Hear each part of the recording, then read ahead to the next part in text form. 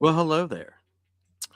Welcome back, everybody, to the last panel. I am Steve, the Lapsed Comic Fan, and today, joined by the merry band of panelists, we are going to do our top 10 Arnold Schwarzenegger movies. Coming day and night. I get it. That's what I do. That's what I do, Arnold. So, how did everybody feel about Arnold Schwarzenegger whenever you were growing up? Was he a major deal for you guys? Because I know he was for me. Like in the early '80s, it was a big deal for me. So, hell yeah, Bob. How did you get involved with the Schwarzenegger? I think it was probably Commando. Okay. And it was watching it on TV when they were showing it over and over again. So that's how I became a fan of his, and I just absolutely fell in love with that movie. And of course, later saw several of his other films, and of course, I think probably what cemented him for me was probably Terminator 2. Gotcha. That's for me, it was probably Terminator 1, but I know I had seen Commando as well. But it was probably Terminator 1, where I was like, whoa, who is this guy? I believed like this dude was a Terminator. He was like an unstoppable force. Warren, how did you get involved with the old Schwarzenegger? I want to say it was Terminator 2, because that movie kind of blew my mind for action, but also I absolutely loved Predator. I still think Predator is one of the greatest sci-fi action films ever made. It is. Commando, it's great too. It was just, there was that whole run of movies. It's like Conan the Barbarian would come on TV, or you would have Terminator 2 or Predator, Commando. It's just like all of those ones where it's just like I was enamored with the guy. I mean, he was just it's bigger than life. Yep. Gray, same question. Yeah, I think Predator had to be the one. I know I saw that way too young. I happened to be at my grandparents' house, and they just happened to have it. And it's like, oh, hell yeah, I'm watching this thing. I think that's got to be my intro. But then it's like, who is this unstoppable force that has done the greatest handshake in cinematic history? You got to tell me. And then from there, man, it seemed like the dude couldn't miss. Granted, I was only watching his hits, but yeah, like Total Recall, then age-appropriate ones, Twins, Kindergarten Cop, Last Action Hero. It's just like, this dude cannot miss. And then cook it down now. I got acquainted with some of his other films, and it turns out he can. But man, does he have some hits. Right. Yeah, I think the one that for me put me over the top was True Lies, because it was like it had stuff that we know Arnold for, but also at the same time was very different too. We got to see some acting chops, I guess you could say, and it was, I don't know, it was a lot of fun. It was a lot of fun movie. So I love True Lies even today. It's so rewatchable. I mean, it's just a great movie. So let's just get into this, man. We're just gonna get right into this. So how we're gonna do it. We're gonna start at the bottom. We'll go Bob to me, then Snake It, then me to Bob. That's how we'll do this. So Bob, you're up first, my man. What is your number 10? Total Recall. Total Recall. Nice. That's a good choice. And I need to point out that, like, literally I like all of my top 10, and just depending on what mood I'm in, they can move around.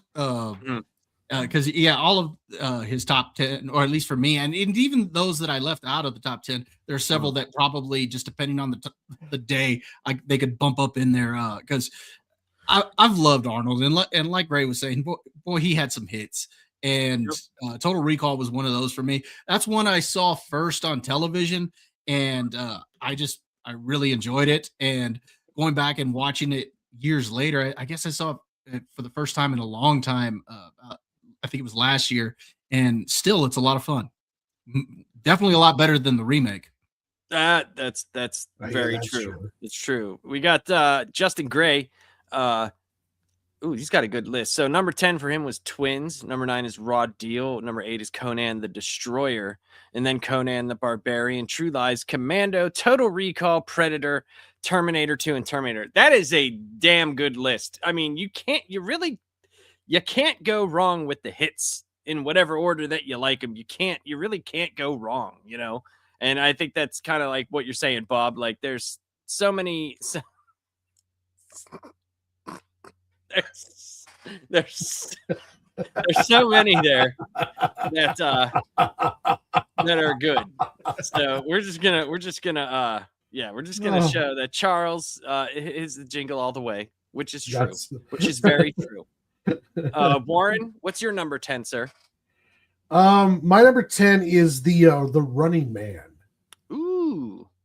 I guess it's not even close to what the book's like, but I just love the fact it's Arnold fighting like these kind of weird, like I remember the hockey guy, and it was just a cool movie.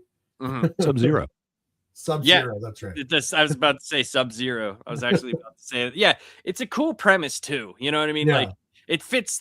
I think it fits what Arnold was doing back then.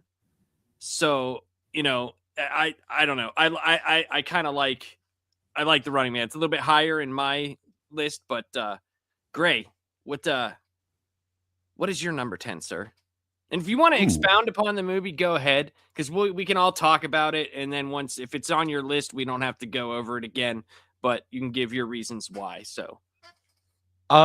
So we've already heard a drop from it, but it is one of the most quotable and informative movies I've ever seen. And my God, is it one of the most, I don't know, what would you call that? Okay, well, apparently I didn't even put it on here, but yeah, my number 10 is Pumping Iron. I don't know why I don't have a picture for it, because yeah, good for me. I will be searching for that.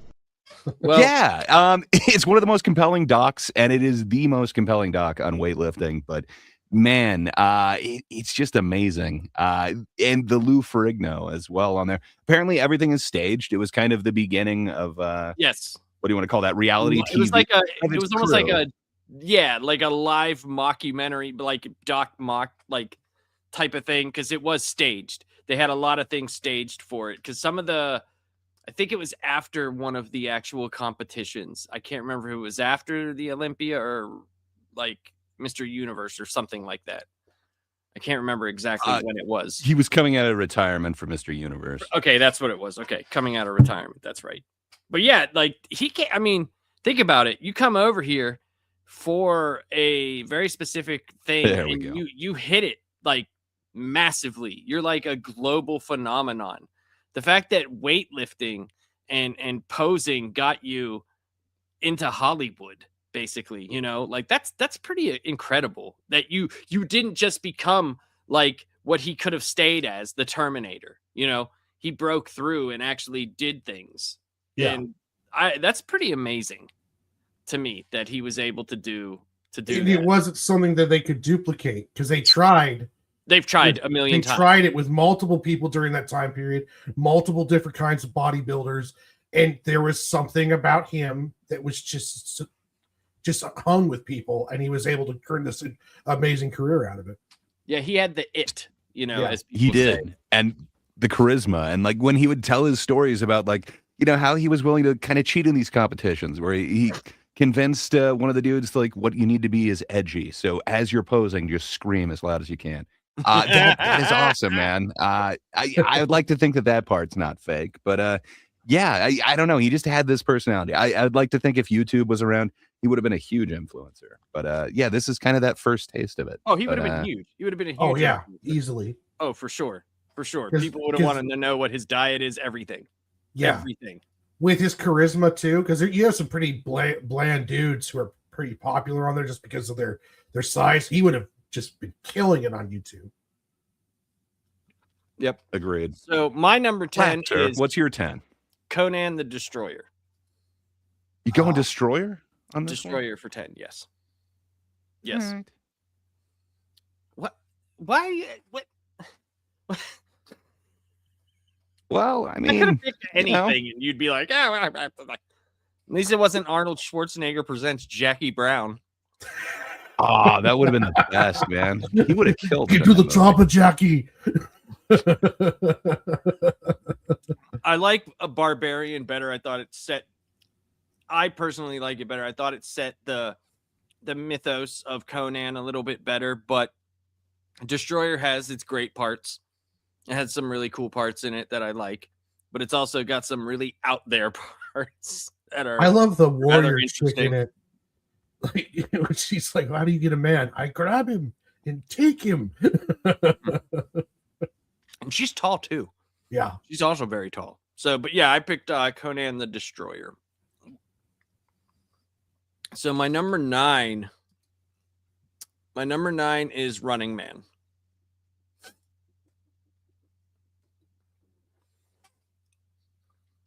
And I kind of said before some of the reasons why I like this movie so very much. I just like the premise. Yeah, Grace Jones. Sorry, Nightmares and Nerdscape. Yes, Grace Jones. Yes. And Justin Gray, man. Both of them came in at the same And time. Justin. Yep. Conan the Wonder Years. Dude, I mean, he's you got imagine? a kid. It's you said Brian Bosworth was almost there. Could you imagine the Boz coming in as any type of featurette? Because he ended up doing like straight to DVD movies. Yeah. The old Boz. Do you guys remember those twins that they tried to? They did that. I think they were only in like that one fantasy movie. Like they were like the Barbarian twins. yes. I just watched that one not too long ago. That I do movie's remember so them. Bad, it's good. Indeed. Well, fair enough. Stone Cold. So just Classic Boz film. Dude,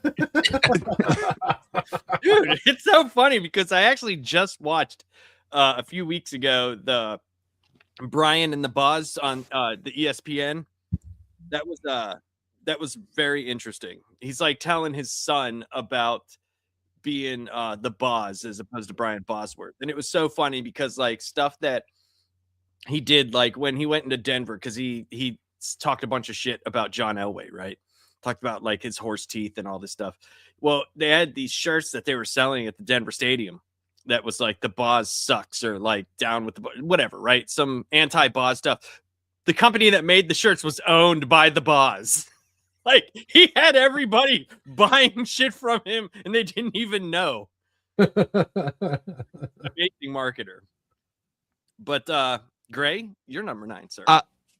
So before I do that, so Nightmares and Nerdscapes is saying his number 9 is End of Days. Am I sleeping on End of Days? I remember watching it once and laughing at it a lot, but I like it. I think I'm confusing parts of it with The Sixth Day, which was like his next one. The 2-day movies in a row, kind of. I don't know. It fried my brain in a way. Was the devil one, right? Yeah, that was the devil one. Yes. Okay. Yeah. Yeah. Okay. Yeah, I like that one. It's ridiculous. That's the okay. thing. I gotta watch it again. It's just a really good. If I look at it the same way, remember how we were talking earlier about the kung fu movies, right? How it's just like you're gonna get some cheese and some stuff, but it's just an overall just fun Arnold movie. He's great in the movie, I think. Yeah, it's one of those ones that's a lot of fun. It's the movie itself like is not a great story or anything, but he's awesome in it, and it's over the top and a lot of fun. Yeah. Well, speaking of over the top and a lot of fun, I'm going with Conan the Barbarian for my number 9. What can I say? The Destroyer, it's good, but it doesn't belong in this spot on my list. Instead, Milius. I absolutely love this. It's got kind of the second most quotable thing. I thought maybe you were going to have the whole speech on your soundboard, but I'm sorry. Yeah, man. What can I say? I absolutely love this one. And I love it even more when I kind of heard that the character that John Goodman plays in The Big Lebowski is based on the director of this movie. So I just always picture him kind of off to the side, just kind of like, no, you need to give that speech this way. So yeah, man, I love me some Conan the Barbarian. I'm waiting for him to pull a gun out during like rock bowling. Like he just pulls out his club and he's like, "You stepped over the line, motherfucker!" Like this is just a very bad day in the barbarian world. Warren, you're number 9, sir. My number 9 is Commando. Ooh, That movie is just perfect Arnold cheese. mm-hmm. The scene where he's carrying the big log in the beginning credits part, and then he's like laughing with his daughter, and then they had that over the top villain who would make those like kind of almost like girly screaming sounds as he was fighting Arnold in the steam boiler room, and the gratuitous Arnold back scene for no reason. Just he had to apparently row from the plane to the shore in just a Speedo, and then he got dressed on the beach, and it just perfectly encompasses that time period. And that's a great movie. Mm-hmm. Yeah, that's the Alyssa Milano, right? Is his daughter? Yeah, Yes. it's his daughter in that one. Okay, that's the one where he's like carrying the tree trunk. Yeah, like, he's got the tree in the beginning, just walking around with this huge tree. And then How could you forget Alyssa Milano, dude? Wow, for shame. Well, I get a lot of. I didn't forget her. I said that's the one with her in it, right? Yeah, I remember Commando. You should know. There's a lot. Yeah, these are all things that I should know. I should know this. God forbid I forget something. My fault, man. My fault. But yeah, I love Commando. It makes an appearance on my list. It does. Bob? For me, number 9, I've got Last Action Hero. Mm-hmm. I think that movie's just a lot of fun. This whole idea that that the kid goes into the movie and is a part of the movie, and he's trying to convince him the whole time that he's in a movie. And I think my favorite scene in that is when supposedly his wife calls it, and they come up to him and they're like, "Oh, your wife's on the line," and he just puts it on top of like a tape recorder that's going, yeah. So I thought that was great. And then also when he goes into that video store and he's like, they see the picture, what was it, of Terminator 2, but it's Stallone. And he's like, "No, that was your movie." And the lady who's working the counter, she's like, "Oh, you were in a movie?" "Yes, it was starring you. And we were in love together." So I just think it's a fun movie. So I got Last Action Hero at number 9. And then for my number 8, I've got The Running Man. The Running Man, it's a lot of fun. Warren already talked about it a little bit. All the different types of what are they, the stalkers, how each one had like a little theme and gimmick to them. I thought was really cool. It made them feel larger than life, and that went with Richard Dawson, who played the character of Killian, larger than life. And so I thought it was a lot of fun. It's very quotable, and it's just a good time. I thought the remake was pretty good, but I still enjoy the original better, just because I think it's more over the top, and I kind of like that. Yeah, the original had it gave like the bad guys, it made them more special. Yes, they felt like I don't know how to explain it. It made them feel like they stand out. There you go. They stand out more. Like they weren't just insert this guy here. They felt like they were there for a specific reason. Yes, we're in the remake, which again I understand is closer to the book, but they feel very generic, except for the final one. And in this case, each one of them stands out. Gotcha. Warren, you're number 8, sir. I have Total Recall at number 8. I really like this movie. It had a very RoboCop kind of feel to it. And there was also a chick with 3 boobs, and you make me wish I had 3 hands. And it was awesome. I look back at it now and how ridiculous it is that someone's Arnold's size and some of the roles he played, like oh, I'm just a construction worker. I've never seen a construction worker look as big as Arnold. But it was just an awesome movie. They playing up like, is he just in a simulation, or is he, is this real? They threw in the alien stuff, kind of ancient alien kind of stuff at the end. Overall, it was just a great film, and like the scene where they're suffocating outside of their eyes all start bulging, and then all of a sudden the climate change thing goes off, and then they go back to normal. But yeah, it was just all around great movie. There's some really good practical effects in there too. Oh, there's some really so good many stuff in there. Yeah, it's. Oh, that's right. Justin. I can see why you Justin date her. Gray. The 3 boob girl is Geordie LaForge's girlfriend on Star Trek. That is so right. The one that he's like obsessed with her in the right. Am I thinking of the same person, Justin? He's like obsessed with her and then meets her and all that stuff. Yeah, that's cool. Geordie always had those episodes where he would fall in love with this like chick, and then they'd be like, fuck you, you're Geordie. Like, yes, spills the coffee on Picard. Right. Yep. So, Gray, sir, your number 8. My number 8. Yeah. So this one, it might seem low to you, and I say, nah. Yeah. So I've got the original Terminator. I absolutely love it. I think it's not the Terminator that I usually go to. So it's a little lower on my list, but man, it's an iconic performance. I just don't get a lot other than the I'll Be Back, where I think he's got some really iconic performances. So just for that reason, it's a little lower in my list, but come on, man.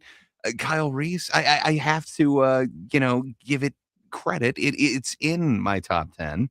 But yeah, I love me the original Terminator. I just love a few of his performances way better than that. Okay. What about you, Labs? What's your number 8, sir?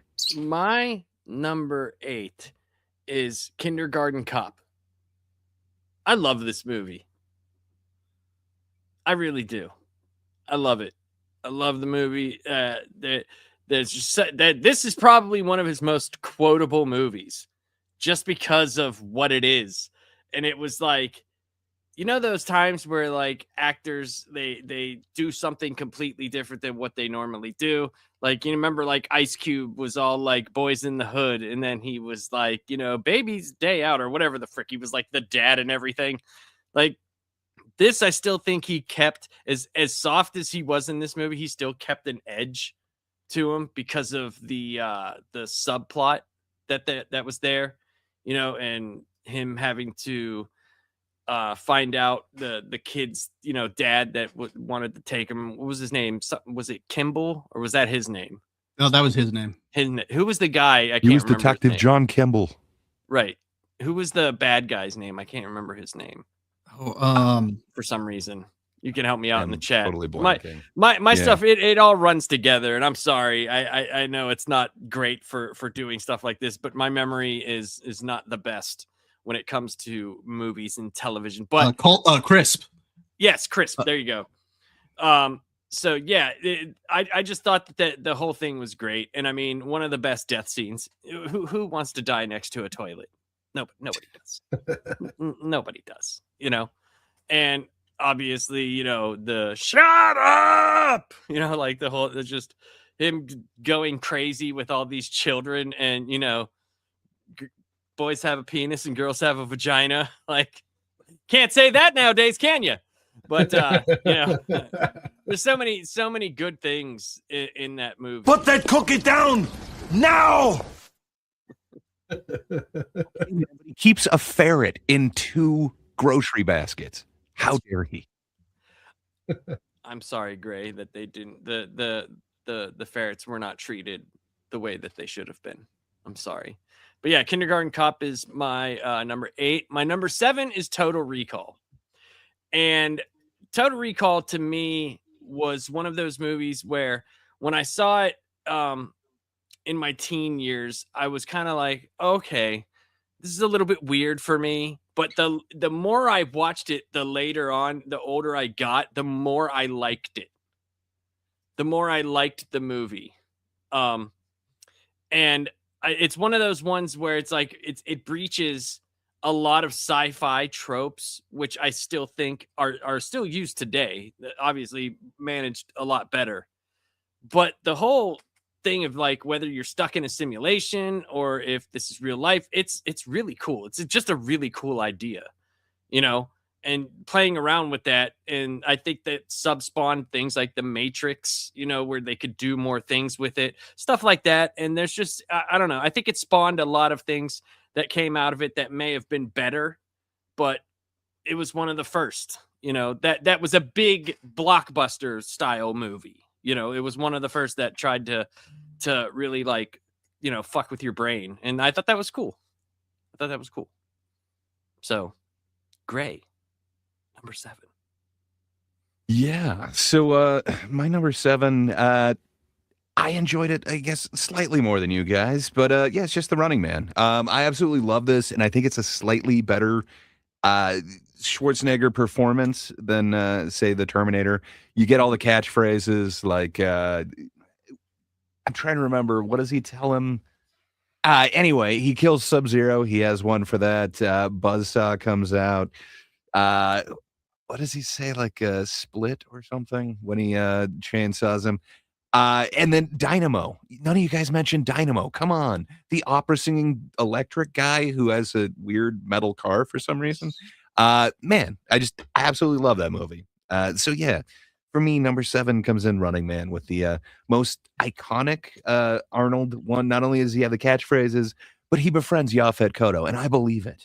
Man, I absolutely love that movie. So yeah, The Running Man at number 7. It would have been better if it was Yakov Smirnoff. I disagree, man. Yaphet Kotto brings this certain gravitas to every role. I wish there was more. Yes.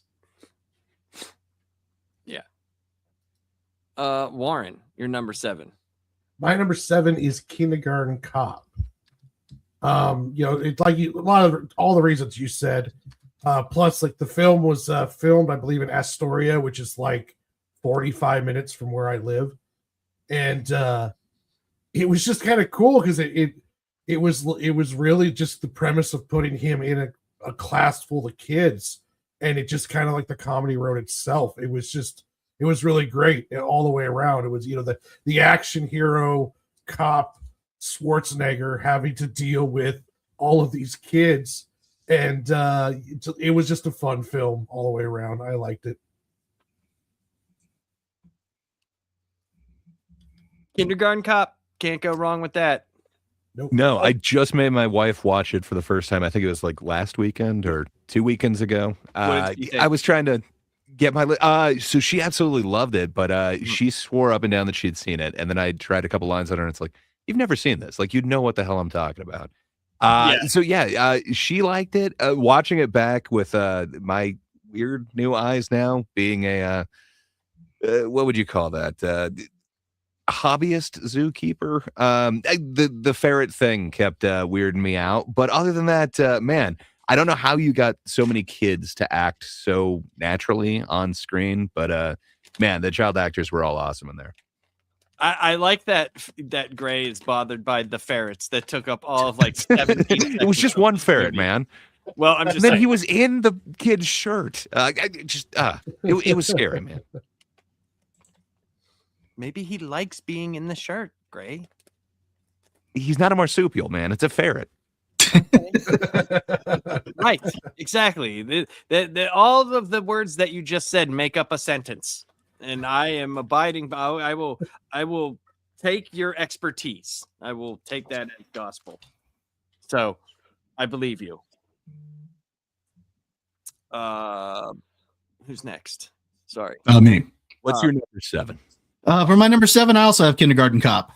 I mean, again, there's not a whole lot more we can say about it, but you know, one of the things, one of the things I do like about it is how it feels like it's going to be a different movie when it starts. Yes. You know, as far as, you know, he's this real badass walking around. And I love the scene where he is trying to get that girl to testify. He he crashes the party, and he blows that couch away. And the guy's like, who are you? And he blows the couch away. And he's like, I'm the party pooper. You know, so, I'm the party pooper. Also, we haven't talked about, I thought his partner was pretty cool in the movie. Phoebe, she was a fun character, always eating everything in sight. And Well, sometimes she had her. She had was also funny. I thought that was a whole funny sequence. Turns out he's a chef, which is perfect for her because she likes to eat. So yeah, overall, it's just a fun movie. You guys have already talked about the kids, the villain, all of that. So yeah, Kindergarten Cop is my number 7. My number 6, I've got Predator. Predator is just awesome. I mean, there's no other way to put it. The truth is, I would have loved to have had it higher on my list. I just like the other ones on there a little bit more. But it is an awesome movie, a lot of fun, and just some of the actors in there. Was it Jesse Ventura, Carl Weathers, and whatnot? So yeah, everybody's walking around with their muscles rippling and everything. So much baby oil on that set. It is one of the manliest movies out there. It is awesome. Predator. Plus, it introduced us to like something we didn't know was going to be a massive franchise. Exactly. Yeah. Like that's a low budget. I mean, it wasn't super low budget. You know what I'm saying? Like, it wasn't this huge thing, and it turned into something massive. I mean, they're still making Predator movies to this day. And the thing is that movie could have been a standalone, just the way that it is. Mm-hmm. It's perfect as a standalone. But like you said, yeah, it spawned a whole franchise. Yes, sir. Warren, you're number 6. My number 6 is Twins. Oh, there you go. Yeah, I absolutely adore this movie. I mean, what can you say? It's just so well done. Danny DeVito, Schwarzenegger. Schwarzenegger playing kind of like the raised on an island, smart guy, kind of real naive. And then he just plays off DeVito so well. And just, I love this movie so much. Another one of his comedies. And it was just really well done. Just a great movie. DeVito, I mean, they did Junior also, but DeVito and Schwarzenegger, you wouldn't have thought, like, here's this duo that I want to see more of. Too bad that, like, I'm not a fan of Junior, okay? I'm just not. Yeah, but I just wish they would have done more with them in that realm, not PG movies. Like, do something a little bit more edgy and have fun with it. Because DeVito is so versatile. I mean, we've seen, like, when he joined It's Always Sunny in Philadelphia, I mean, I don't know if there's a better combination of Frank Reynolds and Charlie Kelly that I see on TV. I love those dudes together. They're fucking ridiculous. And you could say the same thing for Twins. It's one of those type of buddy movies that's like, what the fuck? I didn't know I liked this. I didn't know I needed this movie in my life. Right. Did Gray? you hear about the sequel that they were going to do? I can't remember if they were going to call it Triplets, but Eddie Murphy was supposed to be the third twin. Oh, really? It would have been amazing, man. I wish we would have had that. I think that could have been the trio we all needed. That would have been great. Yeah, that would have been awesome. For my number 6, so I think it is one of the most iconic Arnold performances. And it's so over the top, and it's supposed to be over the top. It is Arnold, like, literally cranked to 11. Last Action Hero, man. I absolutely love this movie. Maybe it's nostalgia. I saw it as a kid and just absolutely loved it. I wanted to experience that, like, going in the movie, but it has such a reverence for movies. At the same time, it's this ultra meta thing where it's the movie inside the movie, but it's the real world, and they're self-aware. And why wouldn't there be a dude in the closet? There's always a guy in the closet. Man, I love me some Last Action Hero, and one of the most iconic villains too. I absolutely love that movie. So, Last Action Hero. That comes in at my upper 10 list. What about you, Lapsed? What's your number 6? My number 6 is Commando. And so I'm watching Commando, right? And then I was doing a thing for one of the Power Ranger season. I think it was Time Force. And I was like, wait a minute. That's the Bennett is Rancic.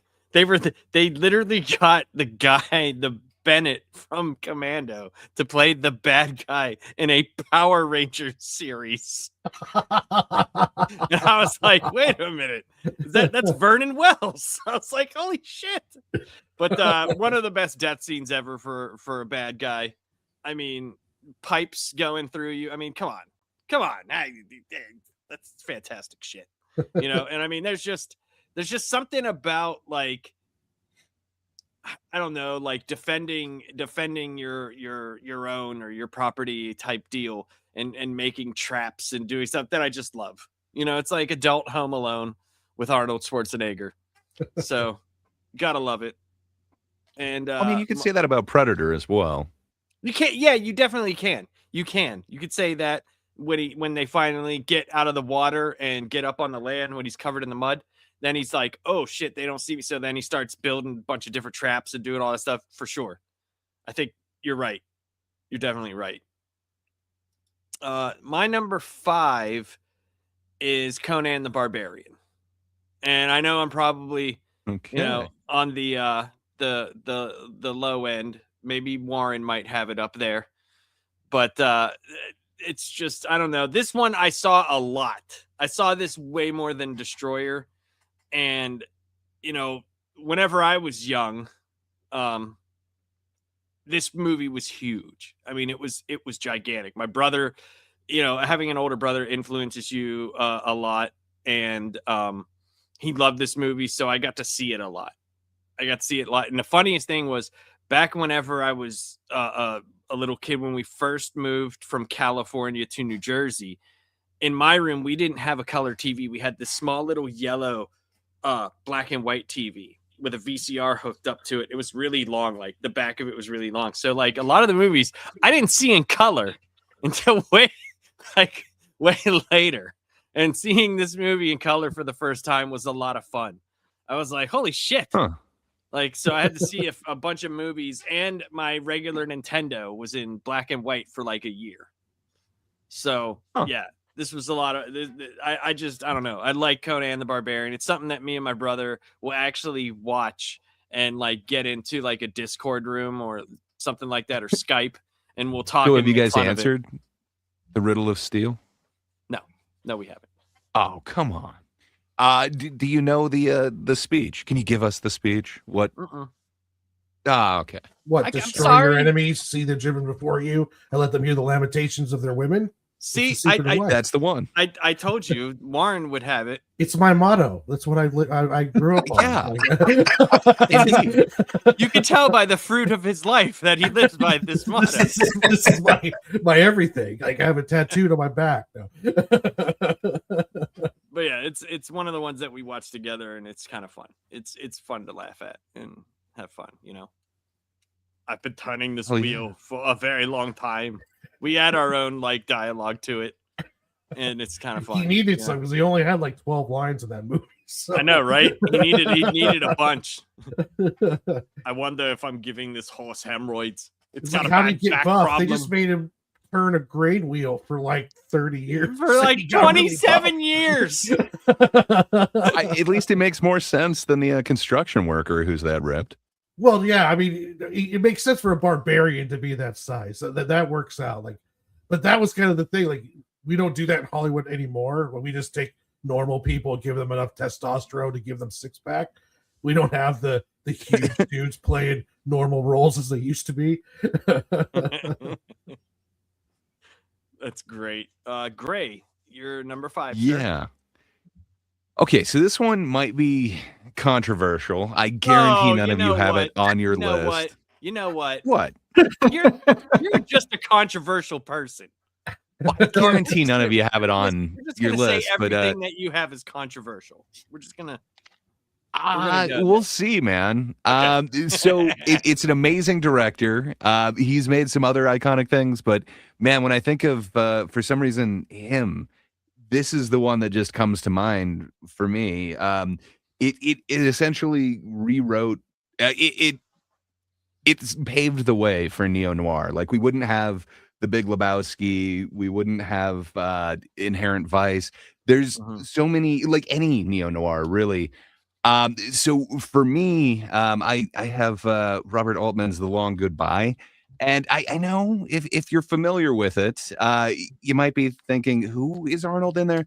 But there's this very pivotal scene where Elliot Gould is being made to strip in front of this really kind of crazy and over the top dude. He's making everyone in the room strip, and Arnold just happens to be one of the thugs, and he just goes down to his, if I remember correctly, mustard colored underwear, and it's really weird, but it always stuck with me. Wait, time out. Are we Yes, getting sir. are we getting the genesis of the mustard?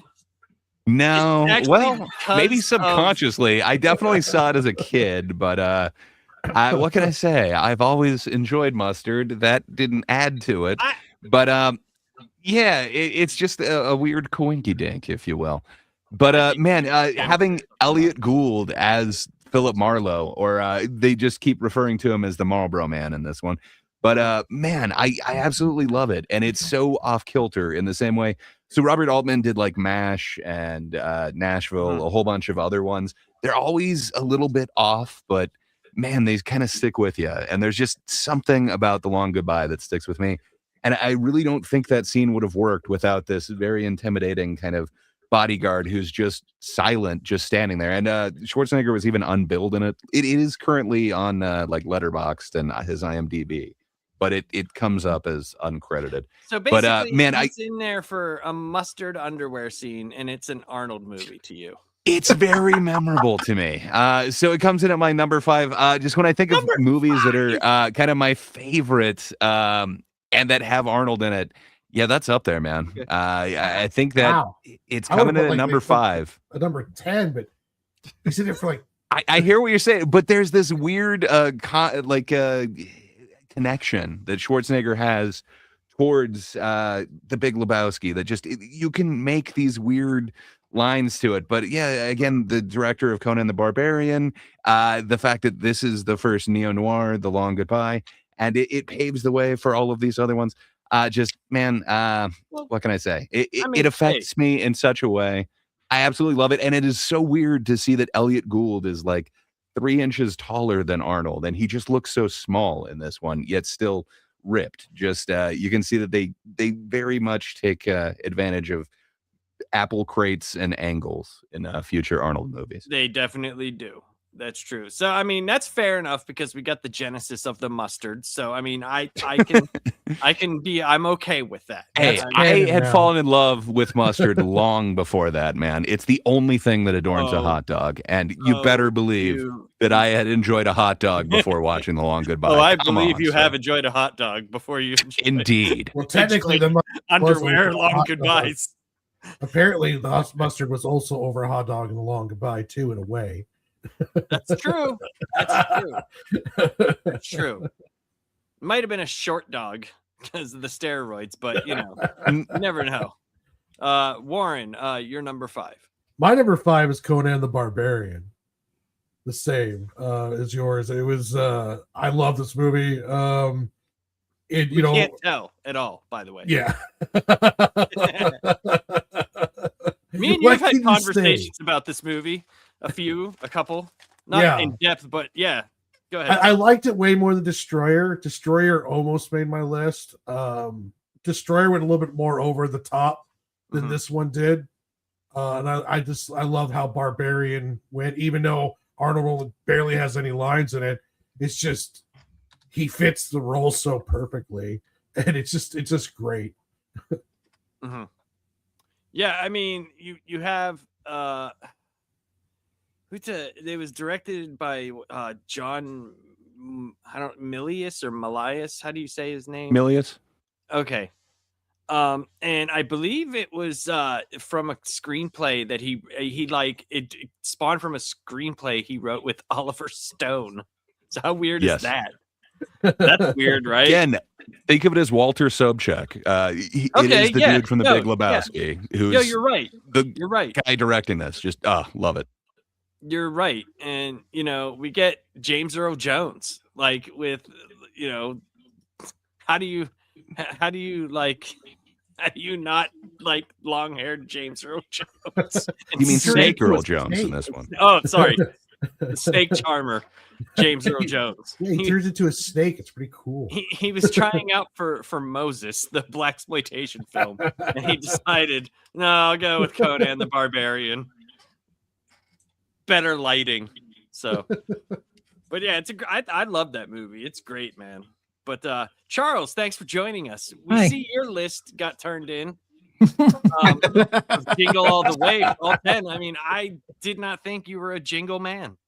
I just assumed. Yeah, it's just every time I watch it, that's what I ranked. Jingle all the way 10 times. If you have a list, whenever we do Bob's here, we could get your 5 Yeah. or 10 through 5. Yeah, We'll get your that sounds 10 through good. 5. Okay. Bob, what's your number 5, sir? My number 5 is The Long Goodbye. Oh, No, I'm just teasing. oh. Yeah, I will. I got to give you. No, I'm just teasing on that one. Gray, I got to give you credit on that one though. Finding that obscure movie with Arnold in it, because So good though. I'm always enamored with you, man. The way you can come up with that, I'm impressed. For me, my number 5 though is going to be Twins. I just think Danny DeVito and Arnold are hilarious in that movie. The scene when he shows up at the jail to bail him out, and he's like, "Oh, we're twins." Oh, thought I was looking in a mirror. Mirror. You Yeah. know? So- Yeah. I thought I was looking in a mirror. and I love it because he's like, "Well, we're not identical twins." No, really. I always thought like it reminded me of the twins from the One Crazy Summer, the Stork twins, when he's like, "Yeah, we're nocturnal." Like, okay. But it's a blast. And a you great guys movie. were already talking about triplets earlier. That would have been funny had they actually done it. Oh, it would have been. It would just been so off kiltered. It would have been so weird.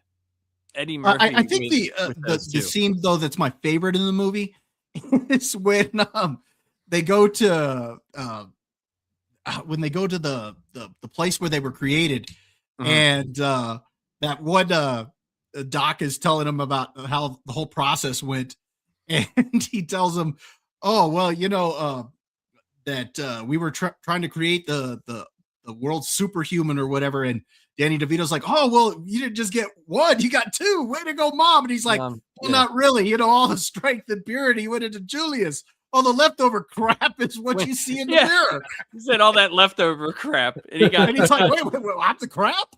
Yeah, and he felt. So I feel like I got shortchanged. Like, oh Jesus Christ! There's so many good lines in that movie. Yeah, So many good it's lines. hilarious. Yeah. Do you want to go ahead and go to Charles, or you want me to give my Yeah. number? No, we'll go to 4 also? Charles, and then we'll go back to you after he does his number Okay. 5. Charles, what's Hi. your 10 through 5? Sorry, guys, I did a sleeping. No, it's completely How understandable. dare you? 5 hour. It's 2:30 out there. 226, So, okay, but close enough. 226. Yeah, number 10. Let me preface this because you're probably going to gasp at some of these. Throughout my childhood, I lived with a single mom, so I didn't have that father figure. So a lot of action movies just weren't playing in my house. So most of the stuff from the 80s and 90s, just I had to sneak out and watch. So my experience with Schwarzenegger as a kid is probably way different than yours. Like the stuff that I ended up seeing is stuff like Twins, Kindergarten Cop, because that's the stuff my mom would watch. And They're awesome. unironically, she enjoys Jack and Jill. I don't know how the hell we're related, but that just lets you know where we're coming from there. Well, a little bit of the same. I was allowed to watch these movies until we moved to West Virginia, and then all of a sudden I was not allowed to. Like, no, you can't watch when they went all crazy Christian. I couldn't watch certain things. you did watch, but then you couldn't Oh watch? Is yeah. it- Oh yeah. Yeah. Because we didn't move to like the crazy Christian world till I was like 12. And yeah, so like whenever I was younger, like we had it was a black and white small TV. Me and my brother shared a room. We had a VCR in there. We were allowed to rent movies and stuff. There was a Blockbuster that was in the shopping mall area, and we would rent movies all the time, and they didn't care. And then all of a sudden, we weren't allowed to watch certain things unless it was like we watched it as a family, and my dad had to watch it first. And there was if something came up, turn your head, like thing. Yeah, and I'm just like, all right, whatever. But yeah, it was very weird. But go ahead, you're 10 through 5. Sorry. Yeah, my experience is a little different. I look for different things with Schwarzenegger, especially growing up with his popularity. Number 10 for me is a change of pace. I kind of enjoyed him in this role. It's Maggie, vampire, excuse me, zombie daughter film. Do you even have that on your list, Gray? I do. Ooh, you got to use it. So yeah, it's I don't know. I think I enjoyed the fact that it's Schwarzenegger in this dramatic kind of role, this like miserable experience where his daughter's a zombie. Spoiler. Number 9 for me is Twins. It's something I did watch as a kid and has a place with me. Number 8 is Terminator Dark Fate. Because, well, another change of pace for Arnold Schwarzenegger. Or an old robot. I could really appreciate. Is that the newest one he was in? I think so. Yeah, I think that it's was the last one by the original Deadpool director, Yes. and it yeah. introduced the female chick who had the robotic like underskin, Mhm. and then the Hispanic guy that played Ghost Rider in the Shield series played the Terminator, and yeah. Yeah, Warren's giving my answer for me. I think I've only seen the first or the T1 or Terminator 1 and 2, and then I saw the third one that had the girl Terminator, right? Yeah. That big truck chase scene that Rise was of like the awesome. It Machines? was like one of the only awesome scenes in that movie. That whole chase scene was amazing. But Yeah. I don't think I've seen like Genesis or Dark Fate. You might be better off because I feel like Genesis like really ruined things, and this came out shortly after Genesis. And I remember I was thinking based on like trailers and shit when it came out, I was like, ugh, can you just let it die? And I think that like shadow from Genesis being so Was off-putting and Genesis weird. the one with the dragon queen chick Yes. from Game of Thrones? Yes. What was the Yes. one with Christian Bale that didn't even have Uh, Arnold in it? Yeah, what was that one called? What was that one called? Was it Dark? No. No. Dark Fate. Oh my God. Yeah, What I'm is it? blanking on it, but I It had the guy remember from the Avatar in Salvation. it. It's Terminator Salvation. Salvation. Yeah, you're right. Yes, You're yes. right. You're right. And Arnold kind of appears, but it's like deep fake or whatnot. Right. They used his body. They used the actor, I believe, that played him in a movie, and his bio movie, and then they CG'd his face over top of it. I It was believe for you that mean fight scene. Biopsy movie. Oh yeah, biopsy Right. movie. But yeah, I think if Genesis didn't exist, people would put this in higher regard. I don't know, That makes but sense. I might it- watch it just because of that, because I haven't seen Genesis or Salvation. So you could skip Genesis. Honestly, you could skip Genesis. It's one of those things where. One more time. Oh no, go ahead. No, I don't think I was having a processed thought. Go ahead. What were you saying? Oh, the only criticism I have of that movie is that it's essentially kind of like what Force Awakens is. They took the Terminator 2 script and changed some names and added some characters. Yeah, like it is almost beat for beat like Terminator 2, except it's not as good as Terminator 2. Yeah, and it does the casting things that last Rise of Skywalker does, where it's like, ugh, all right, here's people that you know from the past because we have to have. I mean, Edward Furlong is in this movie technically Edward Furlong is in this movie. Yeah. So it's Sarah one Connor's of those, back as like the badass grandma. Yeah, and, it's just it wasn't obnoxious when this movie came out, but it's certainly gotten obnoxious since then with these casting memberberry things. But I think this movie got overshadowed by other things happening, certainly in the franchise. Mhm. Number 7 for me is Kindergarten Cop. Great Put the movie. cookie down. Yeah, I love that movie, man. Put that cookie down now. That is definitely one that I did watch as a kid and probably beat the tape to death watching it over and over again. Yeah, it was very diverse for him in that role. Like, Yep. like as Bob said, like when it first starts, it's a completely different movie than what it actually becomes. And when you watch it, it's like, and Gray made a very great point. The fact that they were able to get that amount of kids to actually do what they were supposed to do in the movie. That's a fantastic point. I never even thought of that. Yeah, isn't Gage from Pet Cemetery in that too? Girls have a penis, yeah. boys have a vagina, or Yes. the other way around. Indeed. Yes. Yeah. So they cast the children that were working at that point. So no qualms with the ferret in the 2 shopping baskets? No, Okay, so Needs a better home than that, Charles. you have to know, Charles, that was basically a craw that has been sticking in Gray's side for many, many years. Oh, okay. It's the one 15 thing seconds preventing it of- from of being film time. in my top 10. Prevented the What? movie. Yes, Yeah, that's the hair in his. It was- mustard. it was. It was in two whatever baskets, and then it was in a kid's shirt. So just. But Gray, off you the always list. keep things in your shirts. That's not fair. But It's they're not a marsupial. marsupials. Yeah, I've Oh. got 2 Yeah. marsupials in my shirt right now, but that's beside the point. It is not a ferret, sir. What if And then the he ferret also keeps the likes ferret being in his there? car. But what if He it went likes to being work there? the first day. He was midway through class when he has a breakdown and is like, "Wah!" And then he goes outside and grabs his ferret that he just left locked in his car and brought it What in. if he has like a how fully dare functional him? home He- in his glove box? He There could had be, it like- in a backpack. It was a duffel bag. It scared his partner. He What if didn't even Fraggle let her Rock know. is in there. You don't know. Dude, the inside of a car is like a mansion for a ferret. What are you talking about? I'm It's just a- saying. It's not Andre the Heat, Giant man. living in a car. It's a ferret. It's a tiny little shit. It's mean, even better than a I cat. know it's the would be in a Pacific car. Northwest, but you can't just put an animal in a locked vehicle, sir. Fair enough. I just didn't process any of that when it was happening. Little 5-year-old me was like, yeah. oh, cool, a ferret. Not, oh my God, where are they keeping that thing? This is a violation of my everything. Number 6 for me is The Terminator, which essentially is a slasher movie without the slasher elements. It's a stalk and kill movie, only from a big scary dude who's actually a robot. And I don't know, it's like a prototypical slasher movie, but they don't do him running around stabbing people. It's the same but different. And I kind of dug it.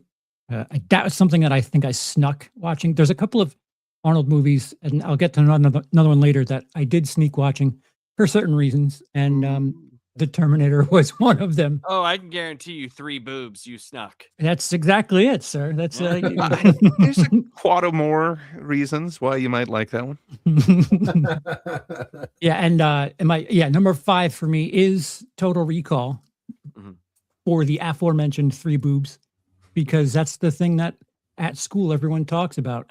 Oh, did you see the movie To 3 Boobs? No, I didn't, but I will try to find it. The dialogue at that part, where he's like, "Baby, you make me wish I had 3 hands." She's like, "You're doing just fine with 2," and it's like, "Yeah, 3 boobs." Yes, You're right. It's a perfect movie. Yeah, fantastic. there's no notes. So that's me caught up. The only thing I have to say about Total Recall is 3 boobs, because what else do you need to say about Total Recall? So, Yeah. so great. Quado. It's a perfect movie. Is it your number 1? Ooh, I don't want to spoil things, No, I'm but not I'm not spoiling nothing. I'm To not quote gonna- it's Gray. on my list. I'll put it that way. I've got 4 slots left. It's in one of those. to quote All right. Gray, what can I say? well, or Indeed. some might say it's the best Arnold movie. So, some say. All right, Bob. What's your number 4, sir? My number 4, Commando. Ooh. Again, I said, like I said earlier, this was the one that introduced me to Arnold, and so I had a blast with this one. Like like Warren already said, he's carrying a tree for no reason at all. The scene where he's at the mall and all the cops are jumping on top of him, and he turns around and throws every single one of them off of him. It's great. Just the some of the lines in the movie, the way they treat what's the name of the girl or the lady in the movie? I can't remember her name. But she asks him to follow the one guy, and he thinks or he's trying to hit on her, and she's like, "Oh, I'm not interested." And just out of nowhere, you have no. It's like just out of nowhere. I mean, it's just random stuff. I mean, it's the typical 80s movie. And then during the whole firefight, Arnold's blowing everybody away. Of course, they can't hit him at all. I think he gets shot once, maybe twice, but just nicked.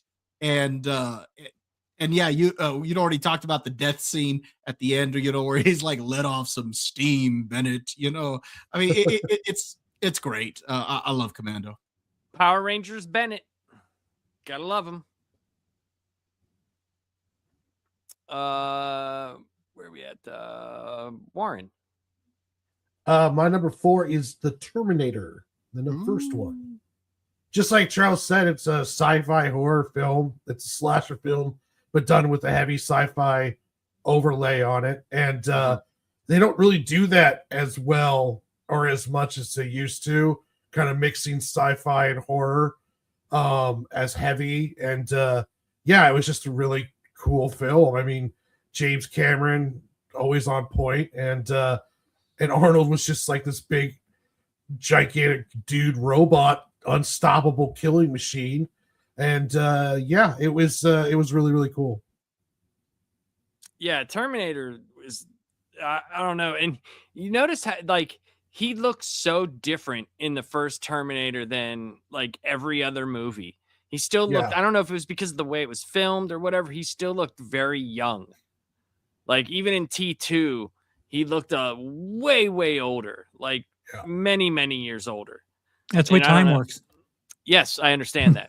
Plus, certain compounds age you. That's what I'm saying. Like, perhaps there was a trade-off somewhere. Huh? The steroids, I remember that scene where he's like fixing his eye.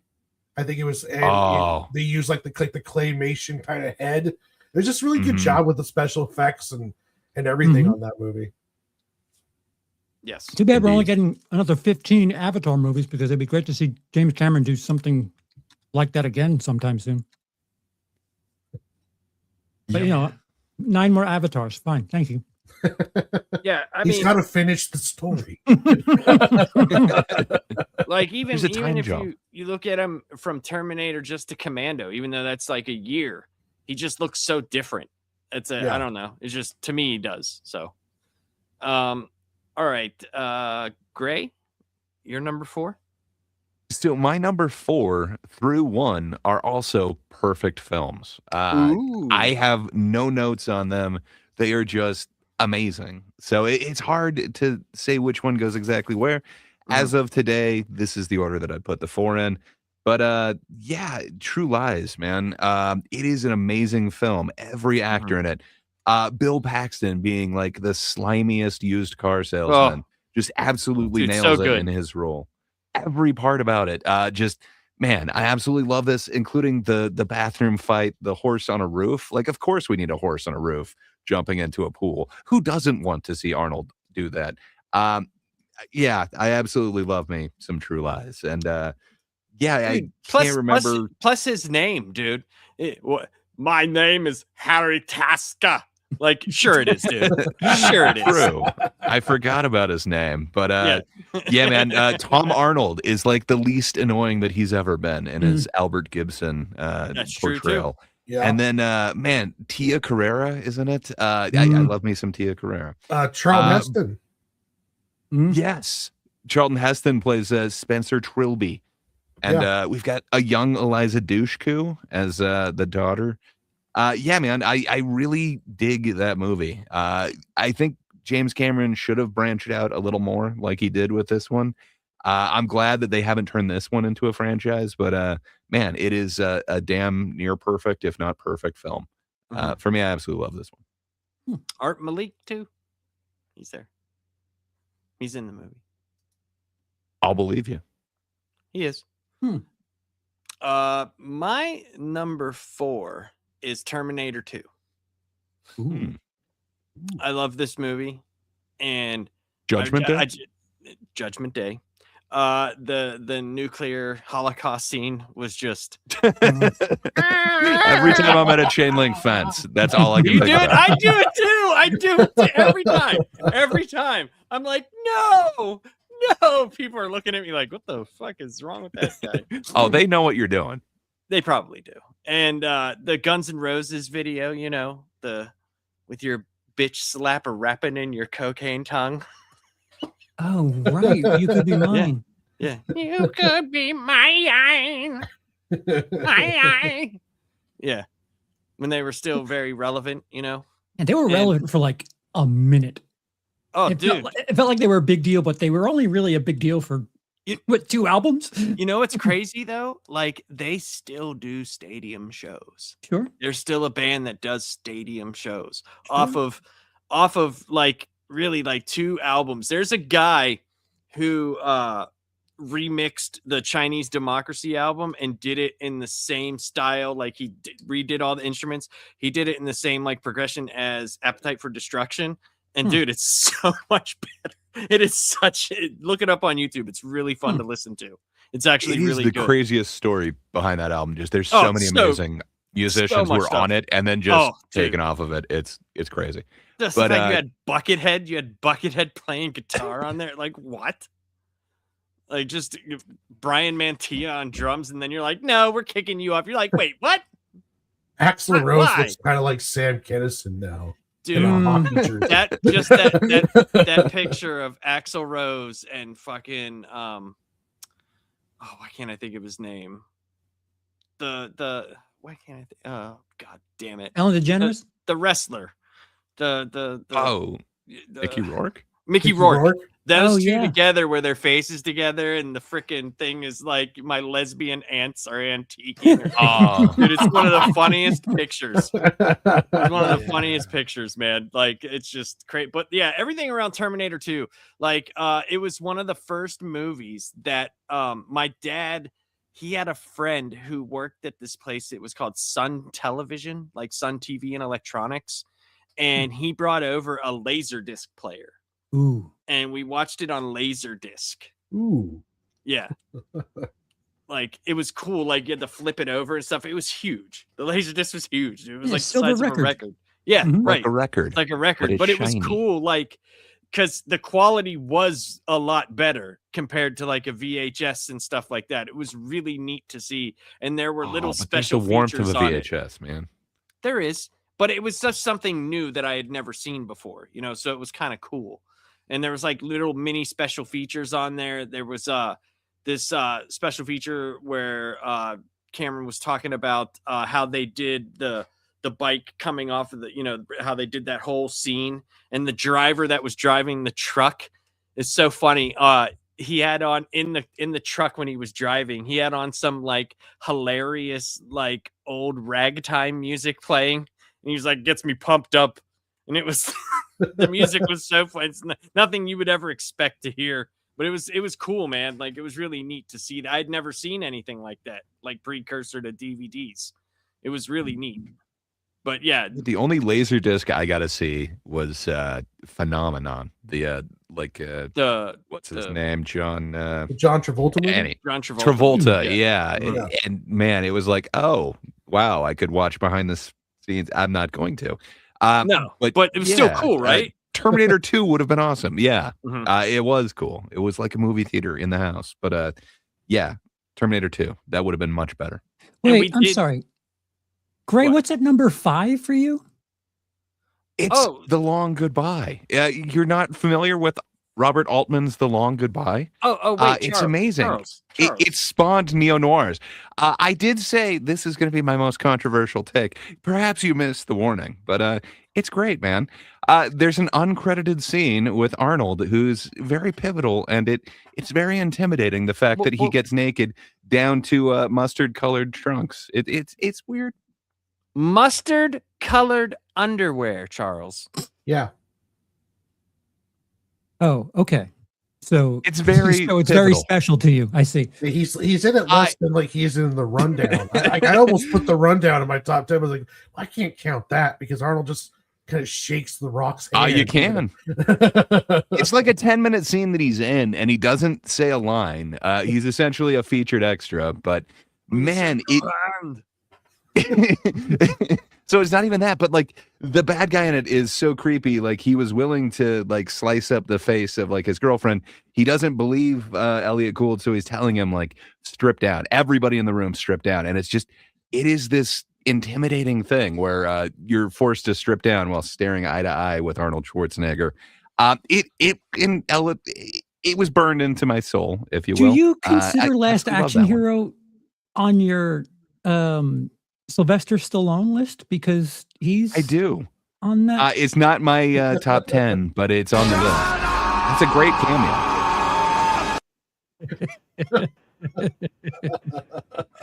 When I'm thinking of my favorite Arnold,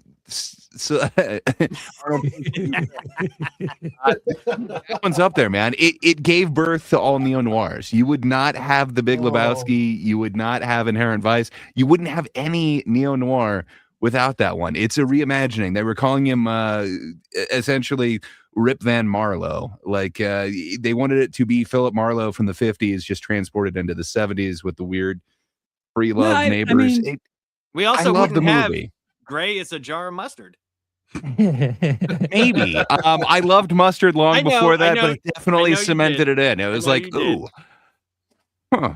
That's a good cementing spot, though. Like, seriously, if you think about it, I mean, how often it's a great movie that Arnold? If you haven't seen it, skivvies that are actually mustard colored. I mean, that's pretty like for what you are as a jar of mustard. That has to represent your people very well. I'm just saying, it's a really intimidating performance where he doesn't even need lines. You might say something like Conan the Barbarian. He doesn't need lines, but he has a couple. A very great speech. Oh, dude, they were definitely I don't know, man. doing lines during both those movies. Oh yeah, I was practicing their script every day, reading lines together. Is that what you're talking about? Charles, you were mocking my number 5. What's your number 4, sir? Number 4 is True Lies. See, I forgot who it had to be. You, Greg, because you were talking about Bill Paxton. I enjoy that movie quite a bit, and I can't tell you how many times I laughed through Bill Paxton in the car scene before I realized that in that segment there he says "ass like a 10-year-old boy," and just could not catch my breath. I was laughing at like titties that make you beg for buttermilk, and I was laughing and wheezing over that I never heard "ass like a 10-year-old boy." That when I finally heard that line, it was another. I needed to pause the movie because of Bill Paxton, just a gem in that movie. Like everything you mentioned, it's a great time. I kind of wish we had at least one more movie like this from James Cameron, but you know, since we need to make the entire franchise of Avatar for the 2000s, I guess we'll have that instead. But it's such a great note.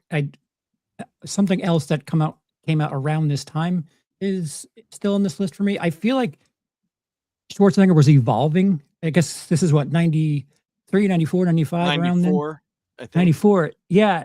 He 94. was starting to like be able to not like make fun of himself, but realize that this shit isn't so serious, and was able to kind of capitalize that, and was able to laugh at himself or laugh at the situations that he's in movies. And yeah, because he did that appearance in Dave in 93, then Last Action Hero, Beretta's Island, True Lies Jr., Eraser, then Jingle All the Way, and then probably his best role ever as Dr. Victor Freeze in Batman and Robin. Oh, Jesus. Then he stopped taking himself too seriously. And, but I agree with what you're saying, though, because he was doing a lot of different, like, this movie felt like it had great Arnold stuff in it, but it was so different because you could kind of like, he was playing off of other good actors. It wasn't just other good action stars, you know, like I bought into the relationship with him and Jamie Lee Curtis. I bought into, his willingness to actually be an actor instead of just I'm going to smash your face in or shoot you. And as a kid, I have to say, we've seen Jamie Lee nude in film before, but she is not sexier than she is in that True Lies dance sequence. Oh, yeah. And isn't naked. Isn't naked, but naked. super sexy. It's So hot. Thanks, my 10-year-old self thanks you very much for that. Whoever I crafted see you that brought scene. up 10-year-old again for the second time in the review of this. What? 10-year-old boy? Ask like a 10-year-old boy? No, I'm just waiting for YouTube to catch it.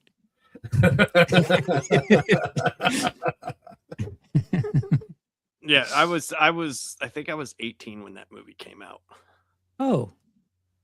When True Lies came out, because I saw it in a theater, or as Warren would say, the theater.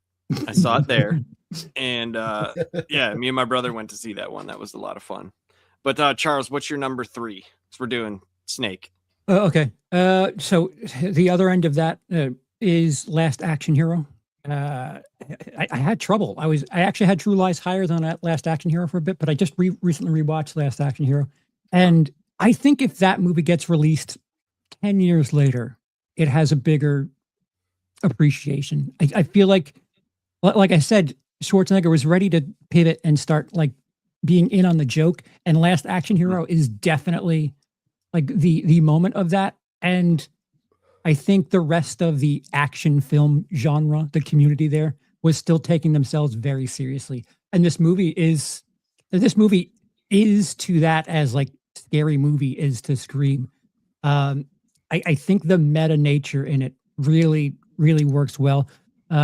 We recently just lost Tom Noonan, rest in peace. He's the dude with the guy kidnaps his son in that movie. Just a really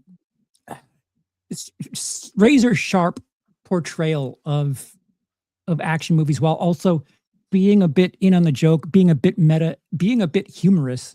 And again, it's one of my favorite Sylvester Stallone movies is Last Action Hero. one of my favorite Sylvester Stallone movies. One of my favorite Jean-Claude Van Damme movies, Last Action Hero. Yeah. I mean, they're in those movies. It's also got like this reverence for movies. Man, everything about Last Action Hero is just amazing. You compared it to Scary Movie. It's nowhere on par with that because like Scary Movie wasn't actually making it scary. They were actually doing the action things in it and pulling it off. Just man, there's never going to be anything like Last Action Hero. I wish it got more acclaim than it did. Awesome. They had some sort of reverence for film because the opening was like is the kid that would like sneak out of school to go to the theater and shit. Like I have a soft spot in my heart for that for obvious reasons. But it's not like they were trying to make fun. It felt like they were trying to I don't know, pay tribute while roasting. Roasting is rhymes with toast. It's meant to be a bit of a tribute. I really appreciate this movie. It's a shame that it just didn't get the proper shake back then. And that's my number 3. Agreed. All right. My number 3 is, I believe, it is Predator. Predator is my number 3. Ask like a 10-year-old boy? Yes. yes. All of that. Predator, sorry. All of that is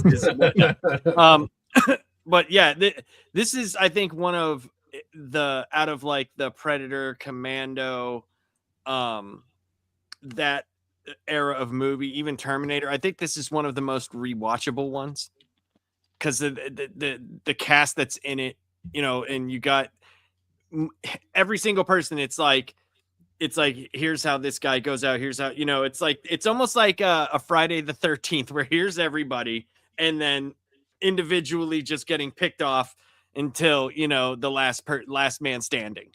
And just there's so many good scenes in that movie, man. There's so many good scenes, and the Predator was something that I had never seen before. Like the special effects were amazing. I thought, like, wow, like when you finally saw the Predator and its mouth open and it was screaming, like to me, that was just like, I was like, holy shit. Like I had never seen anything like that. So I was blown away by it. I think it was James Cameron who told him that it needs mandibles when they kind of redesigned the thing. But Oh, that's cool. yeah, That movie either was way, almost a disaster. yes, Like what they originally planned to do when Jean-Claude Van Damme was involved, what the creature looked like. That movie would have been probably one of the Arnold's probably biggest flops, but it just turned into one of, the best sci-fi horror action films probably ever made. But yeah, that's one of my favorite ones. And when you guys were doing your Predator, Charles, when you did your live stream, I went and watched Predator 1 and 2 while I was watching you guys talk about the Predator movies. Nice. So that was a lot of fun for me. I just did that recently. So it's one of my most rewatchable Arnold movies. Mhm. And I like it a lot. But Warren, what is your number 3, sir? My number 3 is True Lies. I absolutely love this film. I agree with you guys. It's James Cameron at his best in a lot of ways. I mean, he's like a Shakespeare with action movies. Predator or Terminator 2, Aliens, True Lies, his pacing, the way he shoots his action, the characters in the movie. Tom Arnold, like you said, was at his is most held back. Jamie Lee Curtis somehow became more sexier than Tia Carrera. In a film with Tia Carrera in it, Jamie Lee Curtis is just knocked the doors down. Gorgeous in that film. The action's just great. Everything about it is just top notch, hitting and you can watch it today and still have a whole lot of fun. And the special effects hold up, and the fighting and the action, everything is just top notch in that movie. Yeah, it gets like dangerously close to being satire, but knows exactly where to stop. Like literally, the scene with the horse on the rooftop. Like, yes. You're like, surely this horse isn't going to fucking jump over the. But No, they stop. Tom Arnold with like the light pole that like just somehow it works. It's like getting just to the bar where it's like, all right, this is as close to acceptable as it gets, and not crossing it is rather impressive. Yep. Gray, your number 3, sir. Yeah, so another perfect film. It's not quite my favorite from this director, but I think it's got to be like my second favorite. Gray, Arnold Schwarzenegger is not in The Godfather. Stop. He is part 3. You just haven't seen it enough. He's a background extra in one of them. No, so Terminator 2, man. T2, Judgment Day. What can I say? I absolutely love this Terminator film. I think it is a perfect movie. I think it's my second favorite James Cameron film. The effects that he's able to do in that, like as he's walking through the bars. My God, like CG still doesn't look that good. The liquid metal somehow holds up better than anything. Edward Furlong isn't annoying, or is that right amount of annoying in it. Man, everything about this just seems to work in a way that it really shouldn't, and it hasn't for me and a bunch of other ones. But man, everything comes together.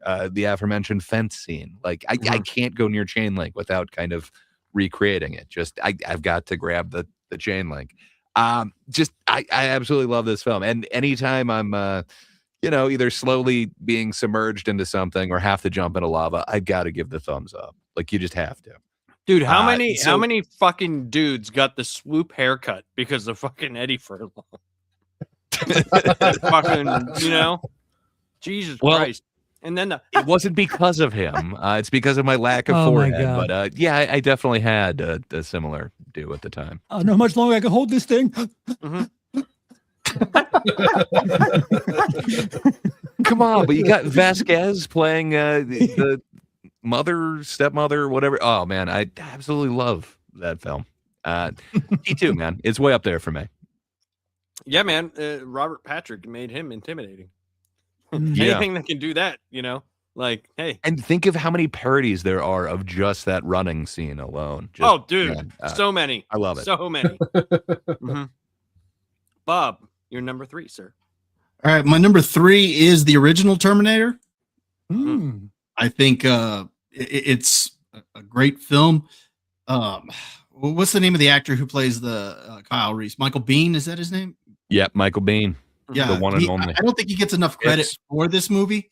Everybody always focuses in on Arnold's performance, and rightfully so. But I think Michael Biehn was pretty good in this as well. Lyndall Hamilton was great, and it's a definite contrast from when you see her later in the second film.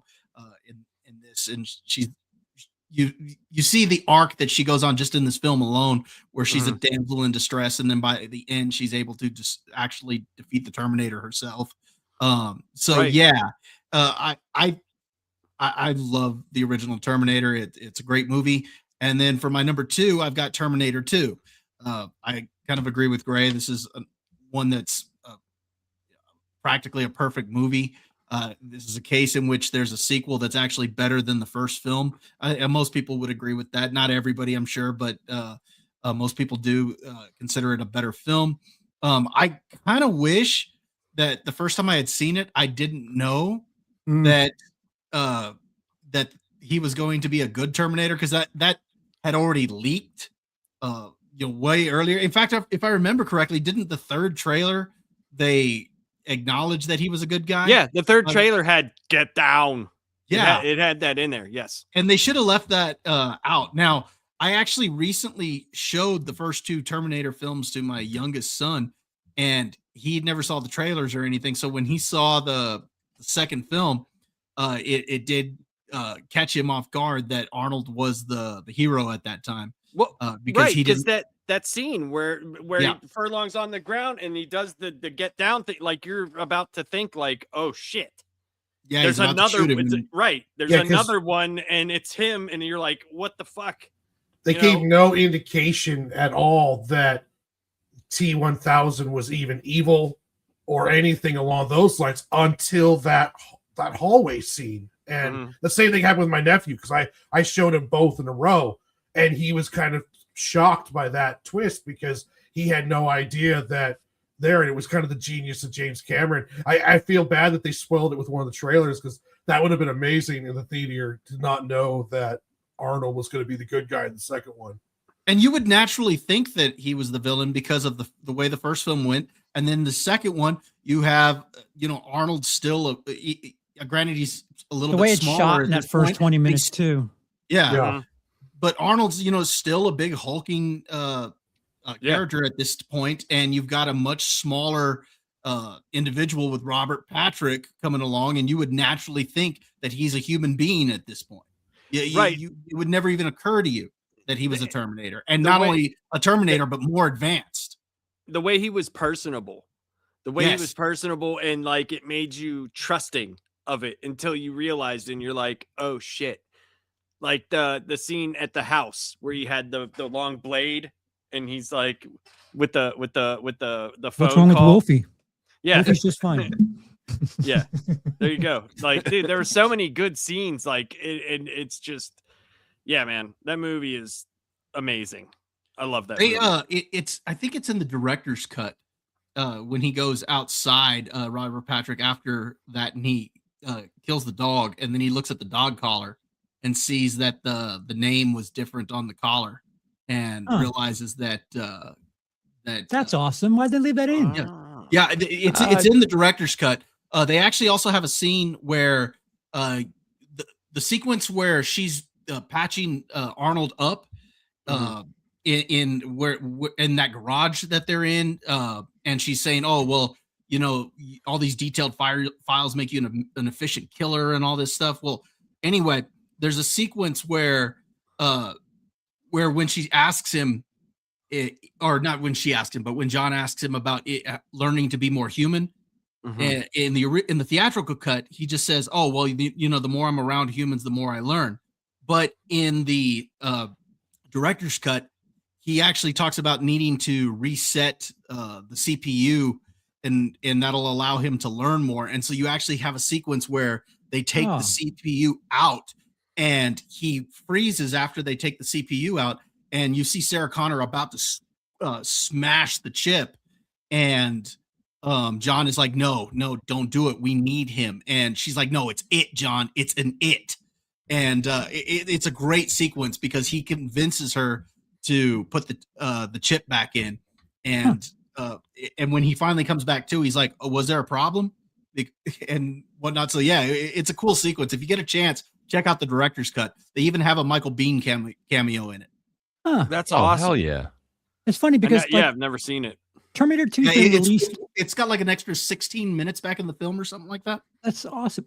Terminator Oh, 2 yeah. on DVD and Blu-ray have been re-released and re-released and re-released like once every 4 months. There's like 50 versions of it since it came out on DVD that I kept rebuying it, and there's probably some that I never watched, and now I'm realizing I definitely didn't watch that version. That's kind of frustrating. Oh, and somebody put it in the chat right there that there's more scenes with Miles Dyson, and yeah, those are in there as well. Yeah, that's amazing, man. Because the whole like Sarah Connor, like just having to face him, you know, after the first movie, you're just like she does it so well because it's like she doesn't want that fucking thing around. She doesn't care what it's doing.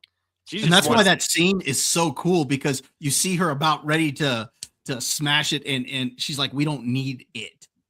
We can do that better on our own." So yeah, it's definitely worth seeing if you guys get a chance. Yeah, I'm definitely gonna have to take a look at that. Yeah, I need to do that now. Warren, you're number 2. It's Terminator 2. Aside from maybe, like, I agree with Gray. Like, it's a perfect movie. I would probably put Aliens above it if I was doing like a James Cameron list, but it's very close. And I mean, what can I say about the film that you guys haven't already said? It's awesome just, female protagonists in both. Well, and it's James Cameron. There you go. He's a master at doing these sequels. Like, he did the same thing with Sarah Connor as he did with Ripley.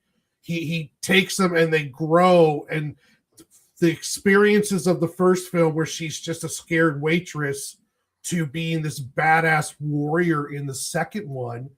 And he does a really good job with creating this growth in his characters, especially with his female characters. I always laugh when people say we don't have any strong female leads. It's like, I grew up with 2 of the strongest female leads that I could think of, with Ripley and with Sarah Connor, you know, and it was, it's just a great movie all the way around.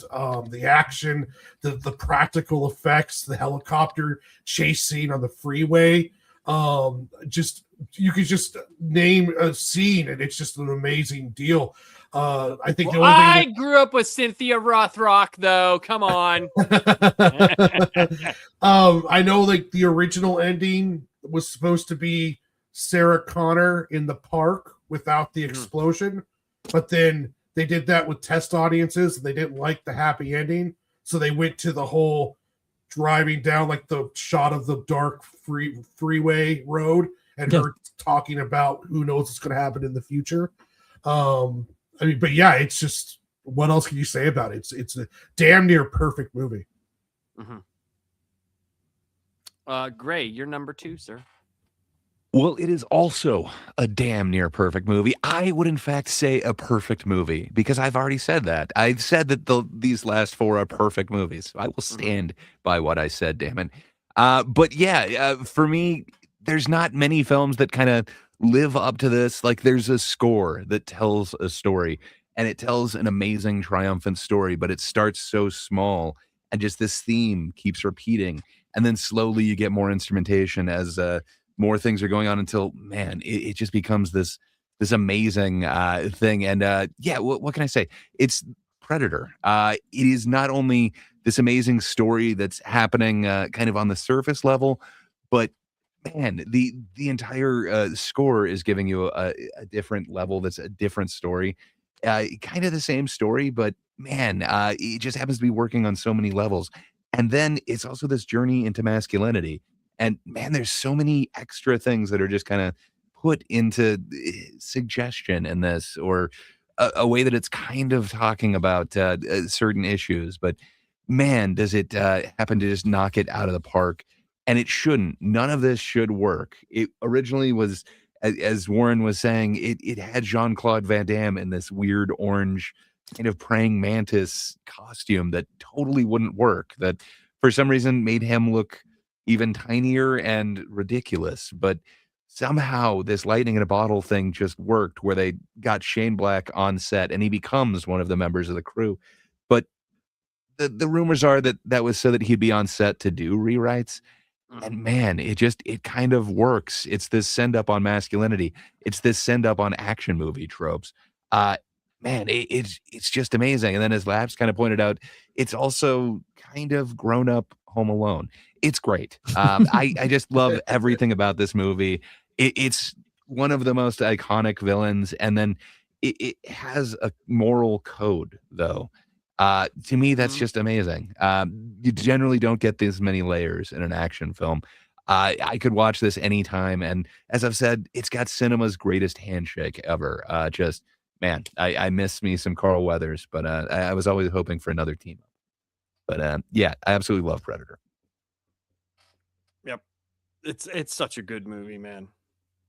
My number 2 is True Lies. Ooh. And we've all talked about all the stuff, but this was another one that I saw in the theater, and I had a really fun time seeing it. And it was, I think I saw this with my brother, and it might have been one of the first movies that I saw with my wife before we were married. Might have been one of the first. I think it was. I can't remember, but I know she was there. And it was cool because my brother came to visit, and we went with his wife, and it was like my first time that I do know this was the first time my brother and his wife met my soon-to-be wife. So it was a lot of fun, and we just had a really good time seeing the movie, and just everything about it. Like we've talked about, Jamie Lee Curtis was fucking hot as fuck in this movie, and just the playing. Someone had mentioned it earlier. It might have been Nightmares and Nerdscapes. He said, "I call this movie Stop or My Wife Will Shoot." So that was pretty funny.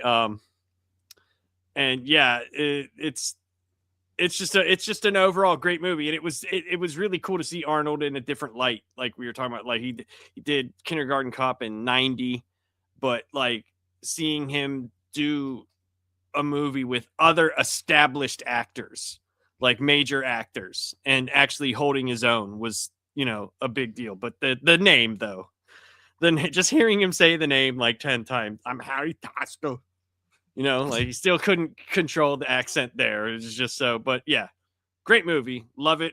And could watch it today. I could watch any of them today, to be honest. But my top 4, I think I could watch at any point in time. It's like one of those things, if you see it on cable, or if you see it, I'd just turn it on. It doesn't matter where it is in the movie, and I could just watch it. Yeah. But Charles, you're number 2, then you're number 1. My number 2 is Predator. For other reasons you guys have mentioned. I like the fact that it's essentially 2 movies. The first half is one thing. Yes. Hyper masculinity, just ridiculously, like the scene where they're shooting into the trees, not hitting anything. No. Like, they just unload like thousands of rounds into the bushes. and the girl sees the blood on the leaf. The different, and she's just kind of like, "Y'all missed everything." But that's what you guys suck. And she's probably like, "Man, if you didn't have so much fucking baby oil everywhere, maybe you would have hit something." It's an important element. It is an important element. Definitively say that didn't lead to his survival. Plus, we ain't got time to bleed. I can't. If it bleeds, we can kill it. Yeah, and the second half, like maybe the third act, where it's just a chase movie. It's incredible. I fall asleep with this movie on quite a bit, and the one thing that I've noticed about the DVD menu screen is they just play the same 4-second clip over and over again, and that gets annoying if you've fallen asleep on it, because it's and then it just repeats over and over again.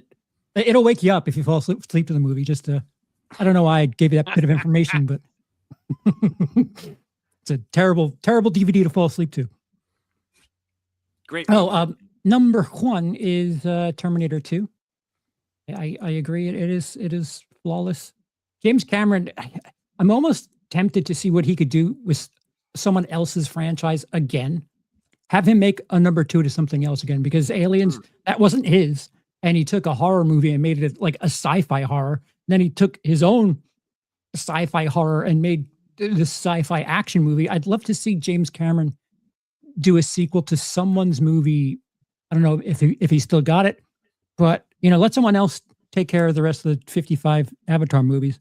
But I'd love to see him take someone else's movie and give us a sequel and do James Cameron shit. But imagine if James Cameron, like, if they put out like the first Expendables and he was like, no, you have too much talent here.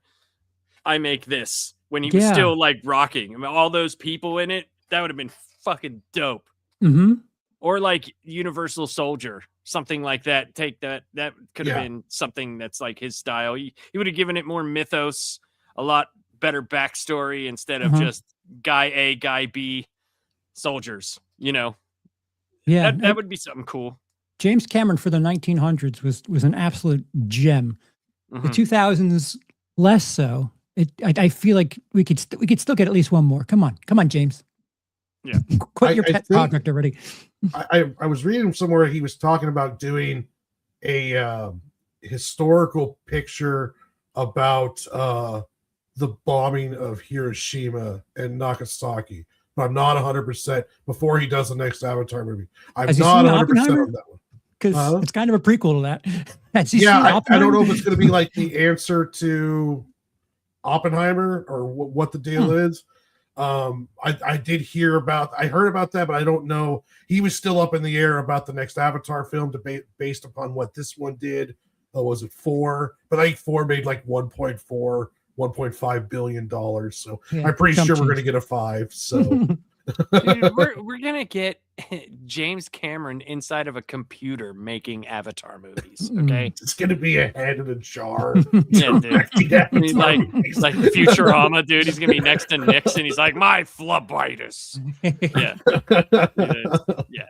Arnold will have a robot body. My number 1 is Terminator, the first one. For me, it left more of an impression on me, because I was a lot younger when I obviously saw this. I was 10 years old, I think about, when did this come out? 84. Was it 84? I think so. Okay, so I would have been 8 years old. So I know it's I 87. saw it. It was 87. Really? No, it was 84, the first Terminator. You're totally right. For some reason, it clicked on the wrong one. My bad. Okay. So I know I didn't see it right away. I think I was like 10 years old when I saw this, and it scared the shit out of me. It was terrifying to me because, like, before you saw any of his, mechanical stuff, it was just a guy that was, coming after this dude in a trench coat who just wanted to have sex one more time, one last time. And then, also the whole invention of Skynet, and there being like this thing from the future and where it starts, the genesis of everything. I always like that type of storyline, like we have to go back in time to correct something. Something is messed up, some event that's going to happen that seems so insignificant is actually going to start this whole giant, apocalyptic type war. And I always like that type of stuff. But like Terminator 1, I thought he was awesome in it. He didn't have to say anything, and it still worked. And the nothing beats the bar scene. I mean, come on, man. Yeah, come on. It used the circle time theory, where it's essentially like Reeves goes back in time to protect John Connor's mother, but then he's his father. And was he? So he was always his father. So it's like that. He's always supposed to go there. Yeah, no matter what, fate is always going to work out no matter what you do, it's always going to be an apocalypse. There's always going to be a judgment day. Skynet's always going to do the deal. Yeah, and, the whatever happened theory. Right? Yeah, they didn't really change that until they did the anime on Netflix, which I highly recommend people watch. And then they turned it into a multiverse deal where it's like you can go back, but as soon as you go back and change something, your future becomes different.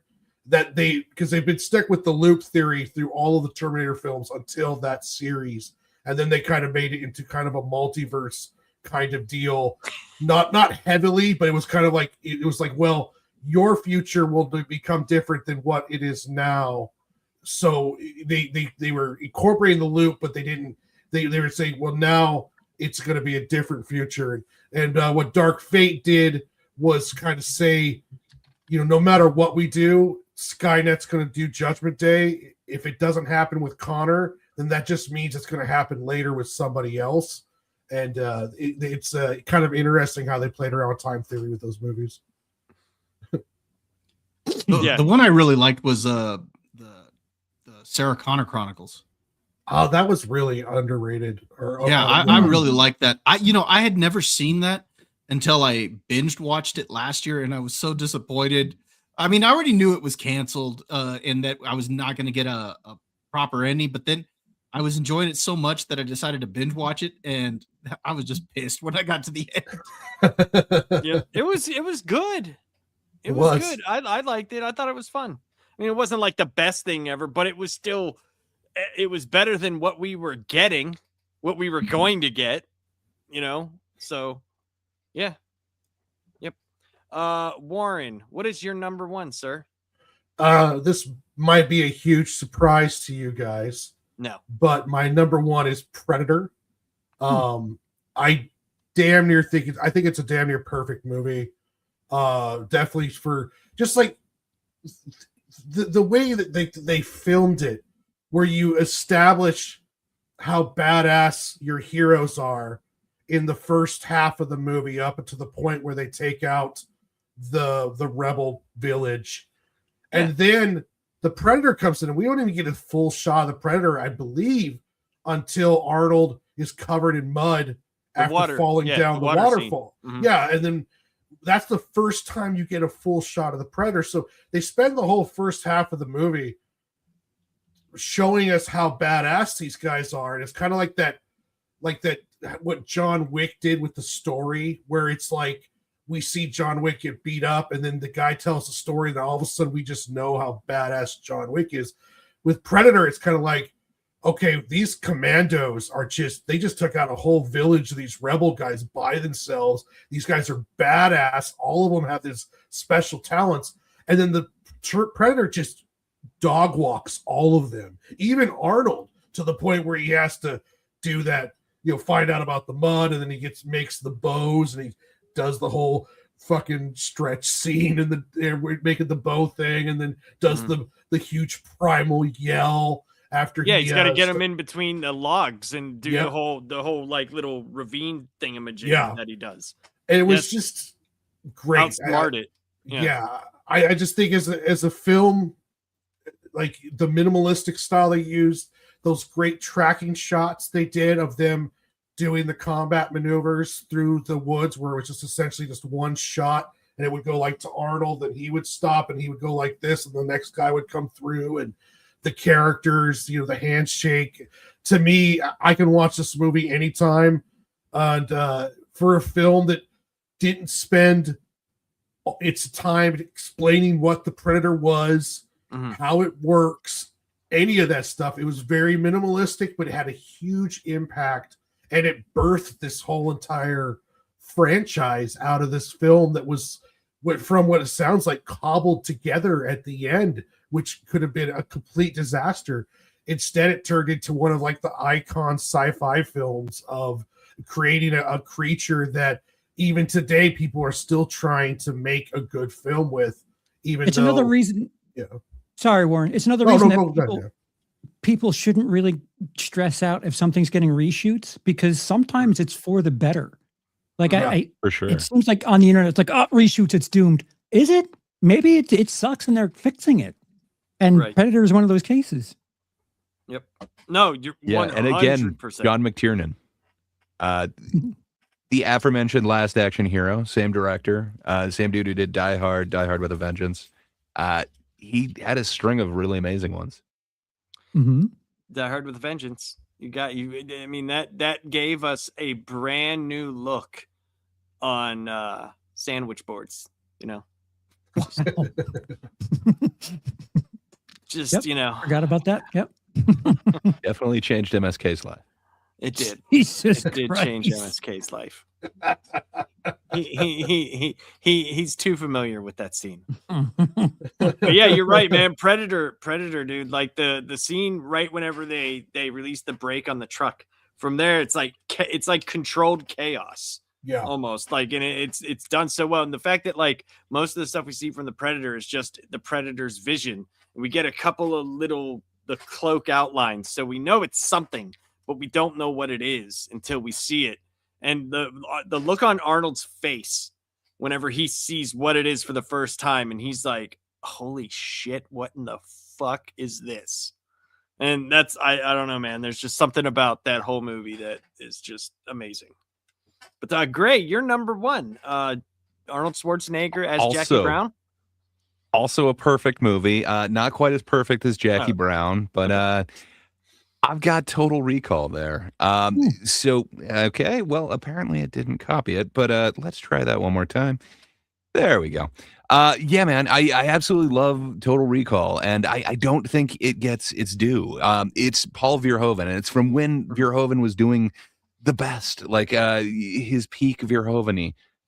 Just, man, it totally works on so many levels where it really shouldn't. This should be cheesy. You've seen a bunch that kind of try to play with, is this reality? Is this not? Is this part of the thing? But man, it's masterfully done. Part of that is kind of the crew that's in on it.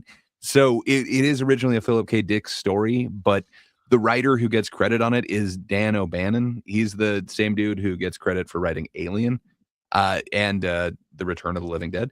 But yeah, it's got amazing everybody in on this. But the Philip K. Dick story is cool. It's not quite the same as this. Man, did they exploit the cast in the best possible way. I love me Arnold Schwarzenegger when he's playing Douglas Quaid or Hauser. I absolutely love that character. Sharon Stone as Laurie Quaid. Man, I absolutely dig it. Michael Ironside. Man, Quado. Come on. We need some Quado in this thing. Everything. Yeah. Everything about it is just absolutely amazing to me. The practical effects. Pulling that egg tracker thing out of his nose, out of the like, fake head. Man, that just it hits on this weird level. The overweight lady in the airport when she starts suddenly malfunctioning, the weird mask thing. So weird. So fucking I absolutely weird. love that. The taxi driver friend who becomes the Mantis guy. Man, I love the practicals for that. It invented Waymo. Essentially, those are the cars that we have now. Well, Johnny some cabs, cities sir. have now. You should They're trademark Johnny cabs. properly. We call them Waymos now, but the same thing. No, it's crazy. It predicted a shit ton, and man, it holds up. More closely than other predictions, by the way. Oh yeah, 3 boobs. It's just around the corner. Just wait until we get a Quado. But yeah, I absolutely love this film so much about it. And then it does have what's his name, Dean Norris. It's got Hank in it. Hank, yeah, he plays Tony. get a big vagina on his face. Indeed. But yeah, man, I absolutely love everything about this movie. For me, it's a damn near perfect movie, and it really shouldn't work. I'm sure you guys are familiar with the remake. Yeah, it doesn't work. It doesn't. This really shouldn't, but somehow it works on every level for me. I think it's my favorite Arnold performance. It's one of my favorite movies to watch, period. Just everything about it just kind of works for me. And I haven't even talked about the score in this. Forgetting his name. I want to say it's like Goldman or whatever, but Silvestri? I absolutely love. So Alan Silvestri did the Predator. Oh, right. Predator. Right. But Yeah, it's Jerry Goldsmith on this one. I absolutely love Total Recall's score. Just man, there's so much going on in this one. I love it. Watch it if you haven't in a while. I think you guys all have it too low. It should be up there. It's a great Arnold performance. It If is. nothing else, think of when he's in the chair. Think of when he goes to Mars, man. The eye bulges. Yeah.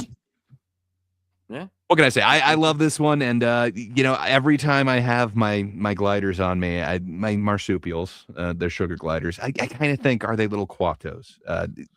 It feels like it. What can I say? I heard that you shouldn't keep them near zippers, Gray. Got to get baskets for them. I've heard bad things about zippers and their webbing. How dare they you? love pouches. I know nothing about anything, so I was just giving you shit. Say, Bob, what's your number one Arnold Schwarzenegger movie, sir? There are so many good ones I could put up at number one, like Around the World in 80 Days, Batman and Robin, Junior. Hey, these are all fantastic movies, near perfect movies. But the top spot for me is going to go to True Lies. I love this movie. I actually think Terminator 2 might be a better movie, but I just enjoy True Lies more. Yeah. I can see Maybe that. it's because of Jamie Lee Curtis. of course it is. Of course it is. But she's fantastic in this. Tom Arnold is fantastic in this. The scene, what's his name? Will Paxton, where he's playing the sleazy used car salesman trying to seduce Jamie Lee Curtis. I love what they end up doing to him and putting him through.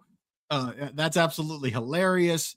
I think this film has the right blend of humor and action in it, and it's just a lot of fun. I also love the scene where they bust in to kidnap him, and they take her as well, and she thinks they're there for her. She's like, Harry, just let me handle this. So yeah, it's great. And then of course, the scene where the terrorist is filming them and the battery runs out. Battery Aziz. Yeah, there's so much good stuff in that movie, man. Yeah, I mean, it is fantastic. And of course, you get a bunch of great Arnold one-liners. You get some great lines from Tom Arnold. True Lies for me. That's my favorite Arnold movie. Well, I mean, that's these are the cool thing about Arnold Schwarzenegger is like the lists, they're going to have a lot of the same movies, obviously, but where you put them is very interesting because you see what type of Arnold you really like, where mine, I kind of like the action, the big time action movies where it's over the top and everything's like that. But you also get movies like Twins, like and Kindergarten Cop. And as Gray has there with the mustard underwear scene movie at number 5. I mean, and Pumping Iron, like you still like that's still one of those things where it's like Pumping Iron was watched by. I mean, I've seen it, and you could tell by me how much weight I lift. I believe it's exactly 189 pounds out of a chair. So. Yeah, I mean, he's done so many iconic roles, and at least we could say this: they're a lot of fun. The movies are fun, and that's what movies, these blockbuster movies should be. Is fun. We started taking the fun out of movies. A lot of that summer feel of going to the drive-in or going to a movie with friends is really left. It's like where do we have those movies anymore? And we just don't really have that anymore. And it's an era that is probably gone at this point until, all things come back. It's all circular. But for right now, hey, yeah, it's pretty amazing. And Nightmares and Nerdscape says it's very true. He says his theater releases are shockingly consistent for an action star. For a while there, they were very consistent and they were fun. and that's kind of what I like about it. I think it's interesting that everyone has a different number one. That's true. That's crazy. fascinating. Yeah. That's crazy. We all don't have a number 5 though that started the film noir genre. I mean, you guys should check it out. It's really I will. great. I will check it out. I will check it out. It's Rip Van Marlow, man. If you dig MASH or Nashville, just wait until you check out. I'm coming day and night. I will. I actually will check it out because I do like the MASH movie. So I will check it out. I promise you. I will. If you like Robert Altman flicks, it's definitely up there. Something about it sticks with me. I love that movie, and hey, maybe you'll appreciate the mustard-colored trunk scene. Jesus Christ. Oh, I'm always gonna appreciate that scene. Not even knowing that it existed, I still now appreciate that scene just because it exists. So, it's lore now. It's in the lore. It's in the lore book. So, guys, what all do you have coming up this week? Charles, what do you got coming up this and next week? I don't know. I've been streaming gaming a lot. I streamed a game last night. I might go back to it. What game did you stream? It's called Arc Raiders, and it's I got a good story for you when we go off the air. It's meth. It's essentially meth because I can't put the shit down. I get in there thinking, all right, let me play for half an hour, and 3 hours later, I'm like, all right, one more round, just one more round, and then I'll be done. I need to get 2 rolls of tape. I gotta pick up some apricots. Dude, I found the apricots. I just did that. I actually I didn't even realize I had them all.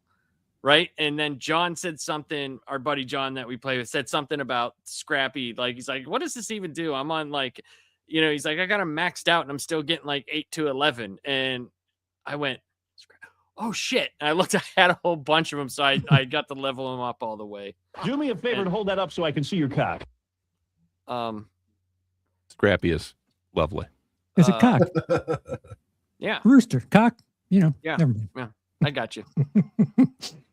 But yeah, on the dam last night, I did a stream and someone put a wire to that top of the tallest point on the dam.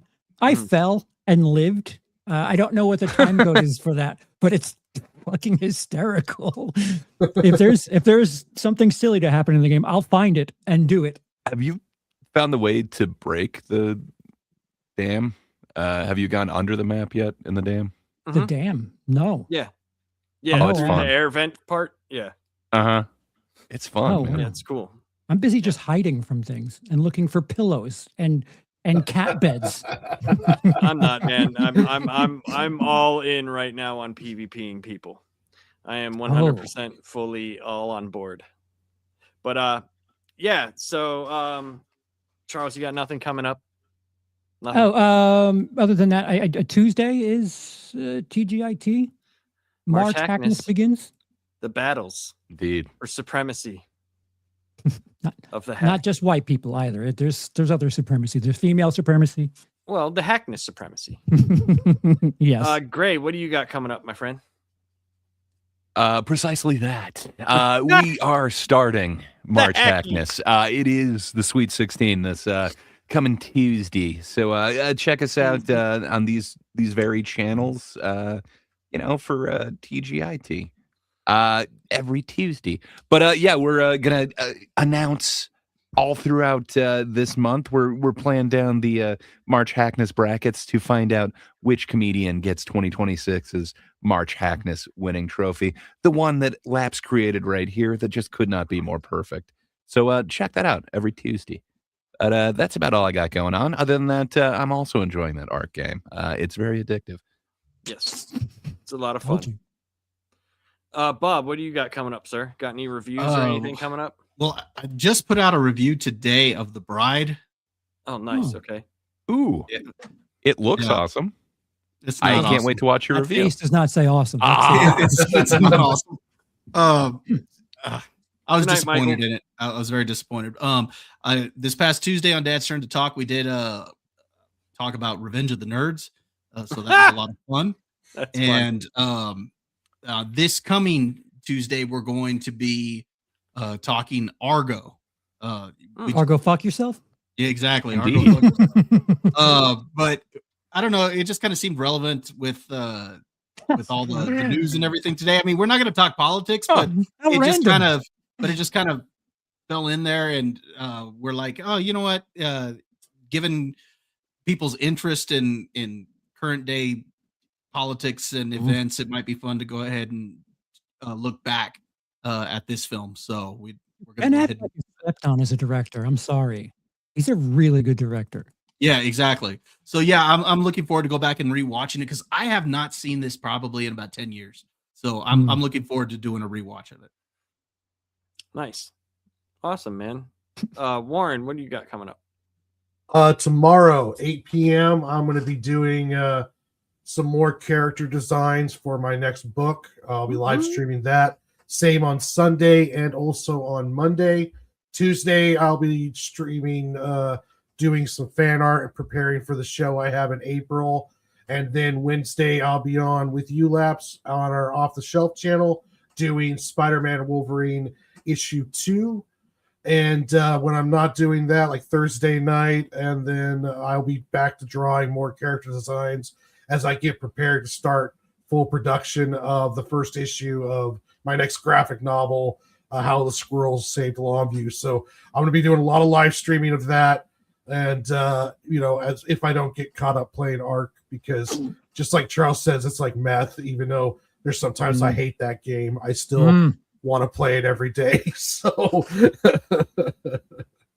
Yeah, I hear that. So I got the same stuff. I got TGIT on Tuesday, Sweet 16 March Hackness.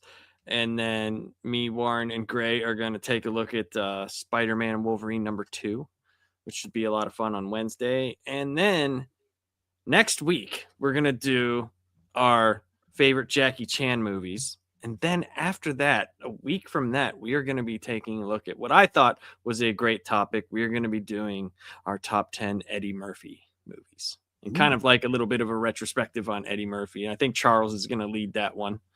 So that should be fun. Hey, that was your idea, bud. You got that. That's all you, man. Eddie Murphy. Fuck you. So other than that, man, this was a lot of fun. I think this just doing these shows together is a nice, like, easy thing to do, and it's a lot of fun seeing what everybody likes, and doing top 10s, when it comes to movies is always just a fun thing to do. And yeah, man, I hope everybody has a great weekend. I'm going to go play video games for the next 4 days straight. So there's that. And yeah, I hope everybody has a great night. Goodbye.